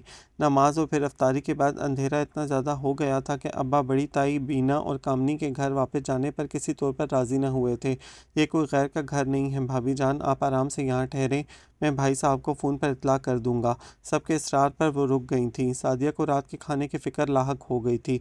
अब्बा ने अहमद से मुर्ग़ मंगवा दिया था। کھانا بھی دسترخوان پر ہی لگا دینا، ایسا نہ ہو ظہیر بھائی کی طرح بعد میں سب کو شوربے میں ڈبکیاں لگانا پڑے۔ گوشت اس کے ہاتھ میں دیتے ہوئے احمد نے کہا تھا، اسے اب تک وہ شرمندگی یاد تھی۔ سعدیہ بے اختیار ہنس دی۔ فکر نہیں کرو، اس دفعہ ایسا ہرگز نہیں ہوگا، اس نے اطمینان سے کہا تھا۔ اماں بھی بھاگی چلی آئی تھیں، پریشانی میں کہ اتنے سارے لوگوں کو کیسے بھگتایا جائے گا۔ سعدیہ نے انہیں مطمئن کر کے واپس بھیج دیا۔ پھر گوشت پکاتے ہوئے اس نے اس میں مٹر اور آلو شامل کر کے سالن بڑھا لیا تھا تاکہ کم نہ پڑ جائے، اور ساتھ ہی ساتھ دادی کو دعائیں بھی دی تھیں، جو 2 روز قبل چھٹی کے دن احمد کے نہ کے باوجود منڈی گئی تھیں اور ڈھیر ساری تازہ سبزیاں لے کر آئی تھیں۔ میٹھے میں اس نے فروٹ کسٹرڈ تیار کر لیا تھا۔ چپاتیاں بنانے سے قبل اس نے کمرے میں جا کر کھانا لگا دینے کا پوچھا تو سب ہی نے انکار کر دیا کہ کچھ دیر بعد کھائیں گے۔ وہ اطمینان سے واپس آ گئے اور پھر جتنا وقت بچا تھا اس نے مونگ کی دال سبز مسالے کے ساتھ بھون لی تھی۔ یوں 10-11 بجے کے قریب کھانا بھی اس قدر اہتمام سے پیش کیا گیا تھا کہ بڑی تائی کی آنکھیں کھل گئی تھیں۔ سب نے ایک ساتھ دسترخوان پر بیٹھ کر کھانا کھایا سوائے سعدیہ کے، کیونکہ جب تک وہ لوگ کھانا کھا رہے تھے تب اس نے سب کے بستر لگا دیے تھے۔ کھانا کھاتے ہی اس نے برتن سمیٹ لیے، جھوٹے برتنوں کا ایک ڈھیر تیار ہو چکا تھا۔ ایک لمحے کو دل چاہا کہ یوں ہی رکھ کر سو جائے، مگر پھر خیال آ گیا کہ صبح سحری کی بھی تیاری کرنی ہے، اگر برتن نہ دھوئے تو صبح پریشانی ہوگی۔ یہی سوچ کر اس نے باوجود بے تحاشا تھکن کے برتن دھو کر خشک کرنے کے بعد الماری میں رکھے تھے۔ باقی صفائی معمول کے مطابق کی تھی، اور جب وہ سونے کے لیے بستر پر آئی تھی تو تھکن کے باعث چند لمحوں میں ہی غافل ہو گئی تھی۔ صبح سحری کے وقت اس کی آنکھ کھلی تو دادی اور تائی ثریا دونوں کی چارپائیاں خالی تھیں۔ وہ منہ ہاتھ دھو کر باورچی خانے میں آئی تو دونوں وہاں سر جوڑے بیٹھی نہ جانے کون سی باتوں میں مصروف تھیں۔ اس کی آمد پر تائی ثریا تو ایک دم خاموش ہو گئیں۔ دادی البتہ مسکرا کر بولی تھیں، آؤ بھائی سعدیہ، ابھی تمہارا ہی ذکر ہو رہا تھا، آپ اتنی جلدی اٹھ گئیں، لیکن یہ کام دام کرنے کی کیا ضرورت تھی، میں خود کر لیتی سب کچھ۔ چولہے پر چائے کی دیگچی دیکھی تو وہ شرمندہ سی ہو گئی۔ آٹا بھی گوندھ کر رکھا ہوا تھا۔ ہم لوگ سوئے ہی کب تھے، پہلے عبادت کرتے رہے، پھر باتیں کرنے لگے تو سوچا فارغ ہی بیٹھے ہیں، چلو تمہارا کچھ بوجھ ہلکا کر دیتے ہیں، یوں بھی فارغ رہنے کی عادت نہیں ہے مجھے، تائی ثریا نے وضاحت کی تھی۔ پھر سعدیہ نے پراٹھے اور آملیٹ بنا لیے تھے۔ سحری کے لیے سب کو جگایا تو کامنی اوں آ کر کے دوبارہ بستر میں گھس گئی۔ بڑی تائی کو اس وقت اٹھنے کی عادت نہیں تھی، لہٰذا چھینکوں پر چھینکیں آنا شروع ہو گئیں۔ ہاتھ میں رومال تھا نہ ٹیشو پیپر، وہ عجیب شرمندگی سے دوچار ہونے لگیں۔ سعدیہ نے الماری میں سے ایک شاپر نکالا اور استری کیا ہوا طے شدہ رومال ان کے ہاتھ میں تھما دیا، تب کہیں جا کر انہوں نے سکون کا سانس لیا۔ سحری کے بعد ابا اور احمد مسجد چلے گئے تھے، باقی بستر میں گھس گئے۔ سعدیہ صفائی ستھرائی میں لگ گئی، اور جب بڑی تائی گھر جانے کو تیار ہوئی تو وہ مکمل طور پر فارغ ہو چکی تھی۔ بھئی عید کی شام ہم گھر میں ایک پارٹی ارینج کر رہے ہیں، آپ سب لوگوں نے ضرور ہی آنا ہے۔ جاتے جاتے بڑی تائی ایک نیا شوشہ چھوڑ گئیں، ساتھ ہی ساتھ تائی ثریا سے یہ بھی کنفرم کر لیا کہ ظہیر تو عید پر آئے گا نا۔ ان کے جانے کے بعد تائی ثریا اور دادی کی خسر پھسر ایک مرتبہ پھر شروع ہو گئی تھی۔ اماں خاصی متجسس تھیں، اس معاملے میں 1-2 بار سعدیہ سے ٹول لینے کو کہا، مگر اس پر ایک نئی فکر سوار ہو گئی تھی، کیونکہ عید کے روز اس نے جو سوٹ پہننا تھا وہ ابھی تک خریدا ہی نہیں گیا تھا۔ چند ماہ پہلے گھر کے سب افراد ایک شادی پر گئے تھے اور سب نے نئے سوٹ بنوائے تھے، لہٰذا عید پر وہ کپڑے پہنے جاتے۔ سعدیہ ابا کے ساتھ گھر پر ہی رہی تھی، لہٰذا نہ تو اس وقت ہی نیا سوٹ بنوایا تھا، نہ ہی عید پر بنوانے کا ارادہ تھا۔ خیال تھا کہ گھر پر ہی رہنا ہے، کوئی قدرے بہتر سوٹ نکال کر پہن لوں گی، لیکن اب جب کہ بینا اور کامنی اصرار کر کے گئی تھیں اور دادی کا بھی کہنا تھا کہ اسے ضرور اس پارٹی میں شرکت کرنی چاہیے، تو اسے فوراً ہی فکر لاحق ہو گئی تھی۔ سارے ٹرنک اور صندوق کھنگالنے کے بعد اسے ہلکے گلابی رنگ کا سوٹ ملا تھا، اسے ہی غنیمت جان کر گہرے رنگ کے دھاگے منگوائے اور اس پر کڑھائی شروع کر دی۔ رات کو کھانے سے فارغ ہو کر سب لوگ عبادت میں مصروف ہو جاتے، کیونکہ رمضان المبارک کے آخری ایام تھے۔ سحری کے وقت سب لوگ سو جاتے، مگر وہ کڑھائی کرنا شروع ہو جاتی۔ لیکن اس روز جب سحری کے بعد وہ کچن سمیٹ کر کمرے میں آئی تو صورتحال کافی مختلف تھی۔ ابا جو اس وقت تک مسجد جا چکے ہوتے تھے، دادی کی پائنتی پر بیٹھے ہوئے تھے۔ اماں جو اس وقت تک سو جایا کرتی تھیں، وہ تائی ثریا کے لحاف میں دبکی بیٹھی تھیں۔ چاروں کے درمیان بہت ہلکی آواز میں گفتگو ہو رہی تھی۔ اسی نے کمرے میں قدم رکھا تو سب ہی ایک دم خاموش ہو گئے۔ وہ عجیب سی شرمندگی محسوس کرتے ہوئے اپنی قمیض اور فریم اٹھا کر دوسرے کمرے میں آ گئی۔ پتہ نہیں کیا ہوا ان لوگوں کو، وہ حیران تھی، مگر ذہن چونکہ اپنے سوٹ کی تیاری میں اٹکا ہوا تھا، اس لیے زیادہ سوچنے کے بجائے کڑھائی پہ توجہ دینے لگی۔ جب فاروق وغیرہ کے اسکول جانے کا وقت ہوا تو وہ اٹھ کر دوبارہ کمرے میں آ گئی۔ میٹنگ ابھی بھی جاری تھی۔ اسے کمرے میں آتا دیکھ کر ابا ایک طویل سانس لے کر اٹھ کھڑے ہوئے تھے، پھر اس کے قریب سے گزرتے ہوئے اس کا سر پیار سے تھپتھپایا اور باہر نکل گئے۔ اس نے قدرے حیرت سے باقی خواتین کی طرف دیکھا۔ وہ تینوں ہی مسکراتے ہوئے اس پر نظریں جمائے بیٹھی تھیں۔ یا اللہ، یہ کیا ہو گیا ہے ان سب کو؟ وہ گڑبڑا سی گئی تھی اور فوراً فاروق کو جھنجھوڑنے لگی۔ آج 27واں روزہ تھا۔ وہ سب افطاری کے لیے بیٹھے ہی تھے جب دروازہ بجنے لگا۔ احمد بڑبڑاتا ہوا دسترخوان سے اٹھ گیا تھا، لیکن جب واپس آیا تو مسکراتی آواز میں اماں کو پکار رہا تھا کہ دیکھیں کون آیا ہے۔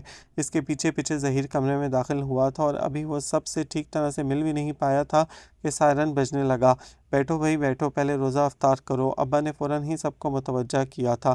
افطاری کے بعد کھانا چونکہ دیر سے ہی کھایا جاتا تھا، اس لیے سعدیہ سب کو خوشگپیوں میں مصروف دیکھ کر فوراً دوسرے کمرے میں آ گئی تھی۔ قمیص کے دامن پر کڑھائی کرنے کے بعد اس نے گلے پر کڑھائی شروع کی تھی اور کوشش کر رہی تھی کہ کم از کم آج ہی قمیص کا کام ختم ہو جائے تاکہ صبح آستینوں کی باری بھی آ جائے۔ اور جب فاروق نے اسے کھانا لگانے کا پیغام آ کر دیا تو وہ گلے پر آخری پھول کاٹ رہی تھی۔ بس ابھی آئی۔ اسے واپس بھیج کر اس نے قمیص کو فریم سے نکالا اور دھاگے سوئیاں سمیٹ کر قمیص اٹھائے کمرے کی طرف بھاگی۔ وہ قمیص دادی کو دکھانا چاہ رہی تھی کیونکہ یہ کڑھائی اس نے انہی سے سیکھی تھی۔ دادی اماں دیکھیں، اپنی ہی روانی میں کہتے ہوئے وہ تیزی سے کمرے میں داخل ہوئی تھی کہ اگلے ہی پل پوری قوت سے ظہیر نعمان سے ٹکرا گئی تھی، جو چائے کا ایک کپ ہاتھ میں لیے دادی اماں کی طرف بڑھا رہا تھا۔ اس زوردار ٹکر کے نتیجے میں چائے کا کپ اس کے ہاتھ سے چھوٹ گیا تھا۔ سعدیہ نے لڑکھڑاتے ہوئے فوری طور پر دروازے کے پٹ کو تھام کر خود کو گرنے سے بچا لیا تھا، لیکن جب حواس قدرے بحال ہوئے تو وہ ایک دم چیخ اٹھی تھی۔ اس کی نئی قمیض زمین پر پڑی ہوئی تھی اور اس پر چائے کا کپ کرچیوں کی صورت میں پڑا تھا۔ ایک جھٹکے سے اس نے قمیص کو اٹھایا، مگر جو ہونا تھا وہ ہو چکا تھا۔ قمیص پر چائے کے بڑے بڑے بدنما دھبے دیکھ کر اسے تو اور کچھ نہیں سوجا تھا۔ قمیص گول مول کر کے دوبارہ وہیں پھینکی اور خود زور زور سے روتی ہوئی باہر بھاگ گئی تھی۔ اس کے باہر نکلتے ہی کمرے میں بیٹھے باقی افراد میں جان پڑ گئی۔ سریا نے تو ہوش میں آتے ہی ظہیر کو ڈانٹنا پھٹکارنا شروع کر دیا تھا۔ وہ بیچارہ پہلے ہی ہونک بنا کھڑا تھا، اب مزید سر جھکا لیا تھا۔ اماں بیچاری شرمندہ ہو کر رہ گئیں۔ ارے آپا رہنے دو، وہ بیوقوف ہے، ذرا سی بات ہوئی نہیں اور رونے بیٹھ گئی، ابھی خود ہی ٹھیک ہو کر واپس آ جائے گی۔ ایک قمیص کے پیچھے اتنے لوگوں کو ناحق پریشان کر دیا۔ وہ فوراً اٹھ کر کچیاں سمیٹنے کے بعد باہر نکل گئی تھیں اور الٹا جا کر سعدیہ پر ہی برسنے لگی تھیں، جو ابھی تک دونوں بازوؤں میں منہ چھپائے روئے چلی جا رہی تھی۔ غضب خدا کا سوٹ پر ذرا سی چائے گر گئی اور اس نوابزادی نے پورا گھر سر پر اٹھا لیا۔ اس سے تو اچھا تھا اس کو فوراً دھو لیتی، اسی وقت صاف ہو جاتا۔ وہ دھیمی آواز میں اسے ڈانٹے جا رہی تھیں۔ دھونے سے کیسے صاف ہو جاتا؟ کاٹن سے چائے کا داغ اترا ہے کبھی؟ وہ روتے روتے بولی تھی۔ تو پہلے ہی ڈھنگ سے کام کر لیا کرو۔ منہ اٹھائے بھاگے چلی آ رہی تھی، غلطی بھی تمہاری ہی تھی۔ اور اس پر ڈانٹ پڑوا دی ظہیر کو، کیسے شرمندہ کھڑا تھا بیچارہ سب کے درمیان۔ چلو بس کرو ابھی ٹسوے بہانا، تمہاری دادی کے پاس بیسیوں نسخے ہوتے ہیں، کوئی ٹوٹکا پوچھ لینا، اتر جائیں گے چائے کے داغ بھی۔ آخر میں انہوں نے تسلی دی، اور اگر نہ اترے تو؟ آنسو پوچھتے ہوئے اس نے کہا تو اماں پلٹ کر غصے سے اسے گھورنے لگی تھیں۔ تو مت جانا پارٹی پر، گھر پر ہی رہ لینا، وہ کہہ کر باہر نکل گئیں۔ ان کی اس بات پر اس نے ایک بار پھر کھل کر آنسو بہانے چاہے، مگر عین اسی وقت اماں پھر پلٹ آئیں۔ خبردار جو اب دوبارہ شروع ہوئیں، اٹھو اور چل کر کھانا لگاؤ سب کے لیے۔ اماں کے سخت لہجے پر اٹھتے اٹھتے اس نے دو چار آنسو مزید بہائے اور پھر بھیگی پلکوں سرخ ہوتی ناک کے ساتھ دسترخوان لگا کر احمد کے ہاتھ سب چیزیں بھجوا دیں۔ وہ رات اس نے عبادت کرتے اور روتے ہوئے گزاری تھی۔ اگلی صبح دادی نے خوب تسلی دی، کئی ٹوٹکے بتائے اور دلاسا دیا کہ سوٹ نہ بھی سل سکا تو اسے نیا سوٹ لا دیں گی۔ کہاں سے دلا دیں گی؟ آج 28واں روزہ ہے، اگر 29 کی عید ہو گئی تو؟ وہ دل ہی دل میں کٹتی رہی۔ صفائی کرتے ہوئے دیکھا اماں نے سوٹ دھو کر رات کو ہی پھیلا دیا تھا، لیکن ہلکے ہلکے داغ جوں کے توں موجود تھے۔ وہ اس قدر بددل ہوئی تھی کہ دادی کا نسخہ آزمانے کی کوشش بھی نہیں کی۔ قمیض یوں ہی گول مول کر کے ٹرنک میں رکھ دی۔ دل ہی دل میں ظہیر کو خوب کوسا تھا، جس کی بدولت عید کی خوشی کا ستیہ ناس ہو کر رہ گیا تھا۔ اسی روز تائی سریا اور اماں بازار چلی گئیں۔ دادی گھر پر موجود تھیں۔ انہوں نے ایک بار بھی نہیں پوچھا کہ آیا سوٹ پہننے کے قابل ہوا کہ نہیں۔ ہو سکتا ہے دادی نے نیا سوٹ منگوا لیا ہو، ایک خیال اس کے دل میں آیا تھا۔ اسی امید کے سہارے باقی کا سارا دن ٹھیک ٹھاک گزار لیا تھا۔ جب تائی اور اماں بازار سے آئیں، وہ افطاری بنانے کے لیے کچن میں مصروف تھی۔ رات کو جب انہوں نے سب کے لیے شاپنگ دکھائی تو ہر شاپر کھلتے وقت اس کے چہرے پر مسکراہٹ آ جاتی کہ شاید اسی میں سے میرا سوٹ برآمد ہوگا، مگر ایک ایک کر کے سارے شاپرز کھلے اور پھر بند ہو گئے۔ تائی سب گھر والوں کے لیے کچھ نہ کچھ لائیں تھیں۔ اس کے لیے بھی چوڑیوں کے 2 سیٹ تھے، جو انہوں نے باقی سامان کے ساتھ اماں کو دے دیے تھے۔ اس کے صبر کا پیمانہ لبریز ہوا تو سیدھی چھت پر آ گئی۔ مرغیوں کا ڈبہ بند کرنے کے بہانے وہ وہاں پہلے رو کر اندر کا غبار نکالا، پھر خیال ہی خیال میں ایک ایک فرد کے ساتھ خوب جھگڑا کر کے نیچے اتر آئی۔ اگلی صبح 29واں روزہ تھا۔ بچوں کی چونکہ آج کل چھٹیاں تھیں، اسی لیے گھر میں خوب رونق تھی۔ ہر کوئی خواہش کر رہا تھا کہ آج ہی عید کا چاند نظر آ جائے۔ غرض ایک ہنگامہ سا گھر میں مچا ہوا تھا، نہ جانے کن باتوں پر کہے لگ رہے تھے۔ ابا بار بار احمد کو تاکید کر رہے تھے کہ وہ ابھی جا کر دھوبی سے سوٹ لے آئے۔ اماں بیٹی شیر خرمے کے لیے میوہ صاف کر رہی تھیں اور ظفر کو بار بار ڈانٹ بھی رہی تھیں۔ تائی سریا دادی کے کان میں گھسی بیٹھی تھی۔ ہر کوئی بے حد خوش تھا، یا پھر اس کو چڑھانے کے لیے خوش نظر آنے کی کوشش کر رہا تھا۔ کم از کم سعدیہ کو تو ایسا ہی لگ رہا تھا۔ کسی کو بھی تو فکر نہیں تھی کہ وہ اتنی گمسم کیوں پھر رہی ہے، یا پھر یہ کہ اب وہ عید کے روز کیا پہنے گی۔ سب کی بے حسی پر اسے زیادہ ہی رنج ہوا تو باقی سب کام چھوڑ چھاڑ کر چھت پر چلی آئی۔ وہاں دھوپ میں جھلنگے سی چارپائی پر لیٹے لیٹے اسے نیند آ گئی، اور جب آنکھ کھلی تو شام کے سائے ہر طرف پھیل رہے تھے۔ اس نے الجھے الجھے بالوں کو سمیٹ کر انگلیوں کی مدد سے سنوارتے ہوئے نیچے صحن میں جھانکا۔ خاصی خاموشی چھائی ہوئی تھی۔ صحن میں حسن اور فاروق کھیل رہے تھے۔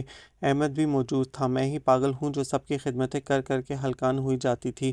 یہاں کسی کو اتنی بھی پرواہ نہیں کہ اوپر آ کر ہی دیکھ لیں سعدیہ مر گئی ہے یا زندہ ہے۔ اسے ایک بار پھر غصہ آ گیا تو سر سے پاؤں تک دوپٹہ تان کر دوبارہ لیٹ گئی۔ آس پڑوس سے کھانا پکنے کی خوشبوئیں آنا شروع ہو گئی تھیں۔ اس نے بھی ٹھان لی تھی کہ آج اس وقت تک نیچے نہیں اترے گی جب تک کہ کوئی بلانے نہیں آئے گا۔ تھوڑا وقت مزید سرک گیا تھا۔ وہ بے چین ہو گئی۔ ان کا بختوں کو کبھی عقل نہیں آئے گی۔ سب سے زیادہ ناراضی بھائیوں سے تھی۔ جب دیکھا کہ افطاری کا وقت سر پر آ گیا ہے تب وہ خود ہی دانت کچکچاتی، پاؤں پٹکتی نیچے اتری تھی۔ افطاری کا وقت بھی ہو گیا اور مجھے کسی نے اٹھایا ہی نہیں، اس نے جان بوجھ کر احمد کے سامنے فاروق سے کہا۔ ظہیر بھائی افطاری کا سامان بازار سے لینے گئے ہیں، انہوں نے ہی منع کر دیا تھا، فاروق نے اسے اطلاع دی۔ تب بھی دروازہ کھلا اور ظہیر کتنے ہی شاپر سمیت اندر چلا آیا۔ یہ لو بھائی سارا سامان پلیٹوں میں نکال لو۔ اس نے آتے ہی شاپرز اس کی طرف بڑھائے تو وہ کلس کر رہ گئی۔ جب اتنی دور سے لے کر آئے ہیں تو پلیٹوں میں بھی خود ہی نکال لیں۔ وہ پاؤں پٹک کر کمرے میں آ گئی۔ ظہیر نے حیرت سے احمد کو دیکھا۔ وہ بیچارہ کندھے اچکا کر مسکرا دیا تھا۔ سعدیہ کمرے میں گئی تو اماں اور باقی لوگوں کو موجود نہ پا کر خاصی پریشان ہوئی تھی۔ ظفر بیٹھا ہوا تھا۔ اس سے پوچھا تو معلوم ہوا ابا دادی اماں اور تائی سریا سب بڑے تایا کے ہاں گئے ہیں، مگر کیوں خاصا تعجب ہوا تھا اسے۔ اس کے پوچھنے پر ظہیر نے کچھ کہنے کے لیے منہ کھولا اور پھر قدرے چھینتے ہوئے پتہ نہیں کہہ کر کروٹ بدل لی۔ وہ الجھتے ہوئے باورچی خانے میں آ گئی۔ روزہ کھلنے میں تھوڑی ہی دیر تھی جب باہر صحن میں شور سا مچ گیا۔ اس نے اچک کر کچن کی کھڑکی سے باہر دیکھا۔ بڑے تایا تائی کے ساتھ بینا، کامنی اور فروا بھی آ رہی تھیں۔ وہ پریشان سی ہو کر اٹھ کھڑی ہوئی۔ او ہو، محترمہ نے اتنا بڑا تیر مار لیا اور اب یہاں چھپی بیٹھی ہیں۔ بینا اس کے باہر نکلنے سے پہلے ہی کچن میں چلی آئی تھی۔ کیا مطلب؟ اس نے گلے ملتے ہوئے حیرت سے پوچھا تو بینا طنزیہ انداز میں اسے دیکھ کر مسکرانے لگی تھی۔ میں نے کہا تھا نا ہماری کزن بہت معصوم ہے، اسے تو کسی چیز کی خبر ہی نہیں ہوتی، بینا کامنی اور فروا سے کہتی ہوئی کچن سے باہر نکل گئی تھی۔ وہ اس کی بات کا مطلب ہی کھوجتی رہ گئی۔ اس دوران سائرن بجنے لگا تھا۔ سب لوگ کمرے میں روزہ افطار کرنے لگے تھے۔ وہ چپ چاپ کچن میں بیٹھ کر ماچس کی تیلیاں جلانے لگی۔ آج اس کی جگہ سارا کام احمد نے کیا تھا۔ وہی ایک پلیٹ میں مختلف چیزیں رکھ کر بھاگا آیا تھا اور اس کے سامنے رکھ کر واپس چلا گیا۔ اس نے بس کھجور کھا کر روزہ افطار کر لیا تھا۔ پھر نماز پڑھنے کے لیے دوسرے کمرے میں چلی گئی۔ نماز پڑھنے کے دوران بھی وہ بے چین سی رہی۔ کوئی نہ کوئی بات ایسی تھی ضرور جو اس کی سمجھ میں نہیں آ رہی تھی۔ نماز پڑھ کر فارغ ہوئی تو فروا اسے بلانے چلی آئی۔ دادی اماں تمہیں پکار رہی ہیں۔ بڑی جلدی یاد آ گئی دادی اماں کو میری، وہ خاصی تلخ ہو رہی تھی۔ او ہو، بڑی بے چینی ہو رہی ہے جناب کو۔ فروا زور سے ہنسی تھی۔ وہ سر جھٹکتے ہوئے کمرے میں داخل ہوئی تو ایک دم ٹھٹک گئی۔ سب ہی لوگ پوری طرح اس کی طرف متوجہ تھے۔ آؤ آؤ سعدیہ بیٹی، دادی کے پکارنے پر ان کی طرف بڑھی تو انہوں نے اسے ہاتھ پکڑ کر فوراً اپنے پاس بٹھا لیا۔ اپنے دونوں ہاتھوں سے اس کے سر پر پیار دینے کے بعد انہوں نے اس کی پیشانی چوم لی تھی۔ تب ہی تائی سریا اپنی جگہ سے اٹھی تھیں۔ انہوں نے میز پر چند ڈبے رکھے تھے اور پھر اس کی طرف بڑھی تھیں۔ چھوٹی سی ڈبیا میں سے سونے کی انگوٹھی نکال کر انہوں نے دادی اماں کی طرف بڑھائی تو سعدیہ کے ذہن میں ایک جھماکا سا ہوا تھا۔ بسم اللہ کریں اماں۔ دادی اماں نے انگوٹھی ان سے لے کر سعدیہ کی انگلی میں ڈال دی تھی۔ وہ ہکا بکا سی انہیں دیکھے گئی تھی۔ بے وقوف لڑکی، اس موقع پر شرم سے سر جھکایا جاتا ہے۔ احمد اس کے پیچھے سے چیخا تھا مگر اس کے حواس ہی قابو میں نہ آ رہے تھے۔ یہ سب اتنا اچانک و غیر متوقع تھا کہ وہ کچھ سمجھ ہی نہ پا رہی تھی۔ اس نے الجھی سی نظر سب پر ڈالی۔ اماں اور ابا پرشفقت مسکراہٹ چہرے پر لیے اسے دیکھ رہے تھے۔ میرا ظہیر تمہیں ہمیشہ خوش رکھے گا، تائی سریا نے اس کے ماتھے پر پیار کرتے ہوئے کہا تھا۔ اسے اور تو کچھ نہیں سوجا۔ چند لمحے ہاتھ میں چمکتی انگوٹھی پر نظریں جمائے بیٹھی رہی اور اگلے ہی لمحے دادی اماں کے سینے پر سر رکھ کر پھٹ پھٹ کر رو دی۔ ہائے ارے ارے یہ کیا! دادی گھبرا گئی تھیں، جبکہ باقی لوگ بے اختیار ہنس دیے تھے۔ پھر بڑی شفقتوں اور منتوں کے بعد اسے خاموش کروایا گیا تھا۔ احمد سب کا منہ میٹھا کروانے لگا تھا۔ تائی نے مختلف ڈبے کھول کر اس کے سامنے رکھ دیے تھے۔ لو بیٹی دیکھو اور بتاؤ کہ یہ میرے بیٹے کی پسند کیسی ہے۔ تائی سریا نے ٹھوڑی سے پکڑ کر اس کا چہرہ ذرا اونچا کیا تو جھلملاتے ہوئے جوڑوں کو بس ایک نظر ہی دیکھ سکی تھی۔ ارے سعدیہ کو دیکھ کر اندازہ نہیں ہوتا کہ تمہارے بیٹے کی پسند کیسی ہے۔ دادی کے کہنے پر سب کا کہا سن کر وہ بری طرح شرما گئی تھی، لہٰذا فوراً ہی ان سب کے درمیان سے کھسک گئی۔ اسی دوران باہر خوب شور سا مچ گیا تھا۔ غالباً عید کا چاند نظر آ گیا تھا۔ ابا بڑے تایا کے ساتھ مسجد کی طرف روانہ ہو گئے۔ احمد سب بھائیوں کے ساتھ چھت پر بھاگا۔ بینا وغیرہ بھی ان کے ساتھ تھی، جبکہ وہ باورچی خانے میں تنہا کھڑی انگوٹھی پر نظریں جمائے مسکرا رہی تھی۔ سب نے جی بھر کے بیوقوف بنایا تھا اسے۔ تب ہی دروازے پر ہلکا سا کھٹکا ہوا تھا۔ اس نے پلٹ کر دیکھا اور پھر ظہیر نعمان کو آتے دیکھ کر فوراً رخ موڑ لیا۔ وہ ہلکا سا کھنگار کر اس کے قریب آ کھڑا ہوا تھا۔ عید کا چاند نظر آ گیا ہے، میری طرف سے عید مبارک۔ اس نے اس کے عقب میں کھڑے کھڑے اپنا ہاتھ اس کے سامنے کیا تھا جس میں سونے کا لاکٹ جھول رہا تھا۔